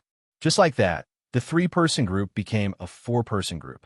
Helian Xiao pestered Ning Xuemal and asked her many questions, pushing Ji Yunhuang to the side. Although Ji Yunhuang was unhappy, he couldn't do anything about it. According to seniority, Ji Yunhuang and Helian Xiao were senior and junior brothers. They were of the same generation. Moreover, the other party was the son of a prince of the Facian Kingdom. Regardless of his status in the Sun-Moon sect or his status as a commoner, Ji Yunhuang couldn't suppress him. Ji Yunhuang's temperament was rather gloomy. He belonged to the type of people who didn't express his emotions in words. This kind of person also had a fatal flaw. He wasn't used to fighting with others openly. Simply put, he wasn't as thick-skinned as Helian Xiao. Furthermore, Ji Yunhuang disdained to fight with a half-grown child like Helian Xiao. Moreover, Ning Xuemal's attitude towards him was sufficiently polite and cold, which greatly damaged his confidence. Therefore, after he smiled slightly, he automatically fell back a step, allowing Ning Xuemal and Helian Xiao to walk side by side in front of him. Although Ning Xuemal's body was about the same age as Helian Xiao, her mental age was older, so she only treated Helian Xiao as a child. Naturally, she was unrestrained when talking to her child, so she seemed to be one step closer to Helian Xiao. This made Ji Yunhuang, who was watching from the back, feel rather uncomfortable. He looked forward again and saw Tian Xueqing walking alone in front of him. She didn't even turn her head back. There was a slightly complicated look in his eyes. The night before yesterday, he had a merry party with his senior and junior brothers. Due to his melancholy, he drank until he was dead drunk. It was only yesterday morning that he returned with his junior brothers and junior sisters. However, on the way back, he bumped into Tian Xueqing. When he saw her, he felt an indescribable anger in his heart. Thus, he could not help but speak coldly to her. After provoking her to leave, He went to fourth junior sister's room and poured a few large cups of hangover soup to sober her up. After he sobered up, he didn't want to return to his room. Instead, he went to train with his fellow disciples for a day. However, due to carelessness, he missed the last 2 hours of his return and fainted on the martial arts field. He heard from his fellow disciples that they were very anxious at that time and were about to find a doctor from the Sun Moon sect. However, Tian Xueqing came and carried him back to his room without any explanation. Her fresh blood woke him up, and the moment he opened his eyes, she silently burrowed into his arms as usual. He wished he could kill her. However, he couldn't leave her. He hatefully pressed her under his body and entered her without any warmth as usual. He took her without any pity. Chapter 958. After a round of lovemaking, Ji Yanhuang regained his strength and pushed her away in disgust before turning around to sleep. However, she did not try to hug him from behind like before. Instead, she got up and left. She did not return for the entire night. She only came back this morning and went down the mountain with him as if nothing had happened. These days, other than being forced to be intimate with her, Ji Yanhuang was too lazy to talk to her. On the other hand, she was always trying to talk to him, always trying to get close to him. After she came back this morning covered in dew, she did not say a single word to him. Before bumping into Ning Xuema, he and Ning Xuema walked one after the other without talking to each other. Ji Yanhuang was too lazy to talk to her. Perhaps she was aware of this and did not force him to. After he and Ning Xuema bumped into each other, Tian Xueqing automatically moved a long distance away from them, as if she was trying to avoid arousing suspicion. It was still the same now. She walked alone in front at a moderate speed and maintained a certain distance from them. Ji Yanhuang unintentionally saw her back and suddenly realized that she had lost a lot of weight compared to when she first came to his side. Her slender waist looked like it would be blown away by a gust of wind as she walked on a mountain road. His heart skipped a beat, and inexplicably, a bit of pity rose from the bottom of his heart. However, he seemed to have thought of something, and his eyes suddenly turned cold as he looked away. This woman used an improper method to obtain him. Why should he pity such a scheming woman? He would rather pity a beggar on the side of the road than pity her. This group of four was rather strange. While Ning Xuema and Helian Xiao were talking, they also noticed the abnormality between Ji Yanhuang and Tian Xueqing. That girl was obviously the crown prince's consort, but he treated her worse than a stranger. What happened between the two of them that made them treat each other with such respect? Ning Xuema thought for a moment. Although she did not have any feelings for Ji Yanhuang, she still saw him as a friend. Seeing her friend's situation, she could not help but want to care for them. They were her friends, so she wanted to see them well. She fell a step behind and walked shoulder to shoulder with Ji Yanhuang. Your Highness, is there a misunderstanding between you and Miss Xueqing? Ji Yanhuang was obviously unwilling to talk about it. He only said, "It's not a misunderstanding. You don't like her? Of course. Then why did you agree to marry her as the crown princess?" Ning Xuema was somewhat displeased. Ji Yanhuang gave a short laugh. His smile contained a hint of mockery. Xuema, in this world, you can't marry someone just because you like them. Even if they don't like each other, they still have to marry. How many couples in this world marry because they love each other? Ning Xuema. She was stumped. This world was not much different from the feudal society of her time. The marriage between a man and a woman depended on the orders of their parents and the words of a matchmaker. Most people did not even know what the other party looked like when they got married. However, Ji Yanhuang should be different, right? Rumor had it that Lu Hinti had arranged for him to marry a lot of noble ladies, but he had rejected them all. Even Lu Hinti had a headache over his son's marriage. Then now, could it be that because Tian Xueqing was bestowed to Ji Yanhuang by the great god, Ji Yanhuang did not dare to reject her? However, Ji Yanhuang should not know that Han Shanyue was the ancestor, right? Then why was he so obedient? Ning Xuema had many questions in her mind.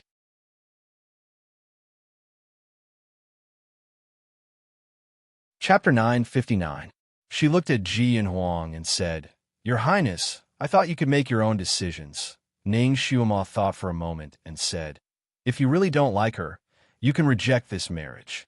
Otherwise, you'll be wasting her youth." Ji and Huang's gaze turned to Ning Xuema and said indifferently, "If I can't marry the girl I like, then to me, all the girls in this world are the same. It doesn't make a difference who I marry. It's just to carry on the family line." Ning Xuema was speechless. Ji and Huang's way of thinking was common among the men in this continent, so it was understandable. "Then you should treat her better." Ning Xuema couldn't stand Ji and Huang's coldness towards Tian Xueqing. Her. Ji and Huang glanced at Tian Xueqing and said, "She's not worthy." Ning Xuema was speechless. It seemed like Ji and Huang's hatred towards Tian Xueqing was not ordinary, but he was unwilling to talk about it. Ning Xuema tried to probe him a few times, but to no avail. She was too lazy to care about it. She was in a hurry to rush to Daliang City, so she didn't have time to talk to Ji and Huang. After thinking about it, she decided to forget about it. Everyone had their own fate, and it wasn't something she could control. When she parted ways with Ji and Huang, Ning Xuema said, "Your Highness, I don't know what's going on between you and Miss Tian Xueqing, but from what I've seen, she's a good girl. You have to learn to cherish the people in front of you. Don't regret it after you lose them. All right, that's all I have to say. Take care." She said a few more words to Helian Xiao before jumping onto Kieran's back. She patted its head and said, "Little apple, let's go." After leaving Buddha Lotus Mountain, Kieran was already able to fly. It was eager to try, so it immediately rose into the sky like a rocket launcher. Ji and Huang stood in place and watched as Ning Xuemo was carried by Kieran and turned into a small black dot in the sky. He lowered his eyes and clenched his fists in his sleeves again. He missed it. He really missed it. She had never felt the distance between him and her so clearly before. A few months ago, they were still walking hand in hand. She was still a little dependent on him and still had some hazy feelings for him. However, after he slapped her for Ji Yunyao that day, everything changed. Now she only treated him as a friend, a true friend. No matter how close he got, he couldn't get any closer to her. "Xuema, without you, what's the difference between the women in this world?" Occasionally, he would turn his head and see Tian Xueqing standing far away. She was also looking at the place where Ning Xuema had disappeared, lost in thought. Her expression was a little dazed, and no one knew what she was thinking. Ji and Huang suddenly became impatient and whistled. A moment later, the golden-winged roc that had been searching for food nearby landed in front of him. The great Peng bird was very big, and on its back was a carriage that was the size of a small house. He and Tian Xueqing had come in this carriage. Just as he was about to call Tian Xueqing to get on the carriage, the sound of a crane suddenly came from the sky. A red-crowned crane, carrying a woman, landed on the ground. "Brother Crown Prince." Ji Yunyao jumped down from the crane's back and threw herself at Ji Yunhuang. She wanted to throw herself into Ji Yunhuang's embrace, as usual. Ever since Ji Yunhuang knew that this sister of his had some abnormal feelings for him, he had subconsciously distanced himself from her. These days, every time he saw Ji Yunyao, he wouldn't let her throw herself into his embrace. It was the same now.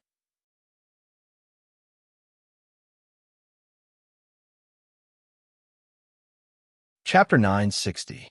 Ji Yunhuang raised his hand to stop her, but he seemed to have thought of something and his hand fell back down.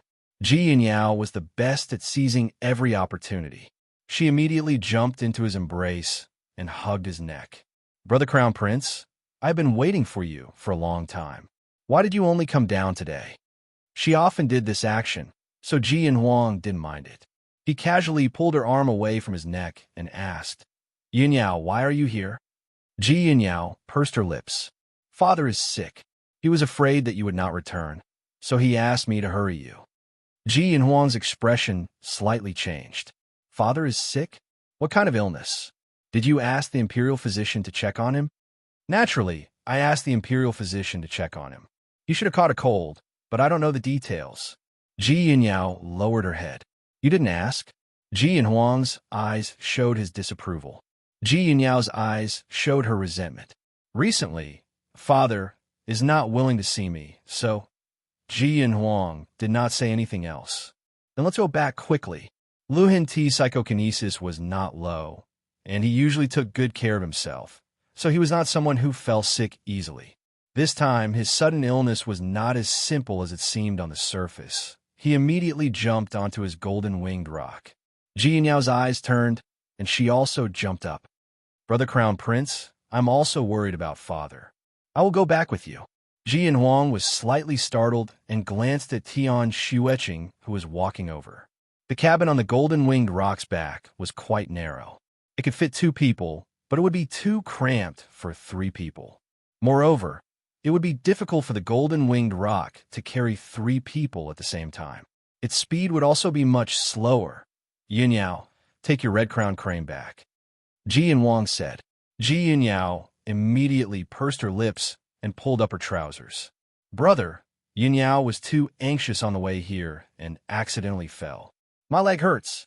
Yunyao has lost a lot of my power and now is cold. I have a headache from the wind on the red crown crane. She looked at Ji Yunhuang pitifully. Yunyao doesn't want to be blown by the wind anymore. She glanced at Tian Xueqing again. If brother thinks that the cabin is too cramped, why don't you let the future crown princess ride my red crown crane? Ji Yunhuang frowned and glanced at Tian Xueqing. Tian Xueqing originally walked over quickly, but at this moment, she stood there and looked at them. She pursed her lips slightly and did not have any intention to speak. Seeing her like this, Ji Yunhuang felt an indescribable irritation in his heart. His head heated up. He immediately said, "All right, we'll do as you say." He then glanced at Tian Xueqing and said, "You can sit on Yunyao's crane at the back." After saying this, she entered the carriage. Ji Yunyao naturally followed behind her. Before entering, she smiled at Tian Xueqing. Then I'll have to trouble the crown prince consort.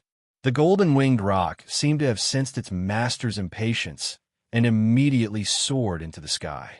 The huge wings flapped violently, causing Tian Xueqing's clothes to flutter wildly. She staggered 2 steps back, and the golden-winged great pung flew away in the blink of an eye. She was abandoned by him again. As long as there was someone else, she would always be the one left behind. Tian Xueqing looked in the direction in which the great rock flew off, and then lowered her head to look at her pale and thin wrist.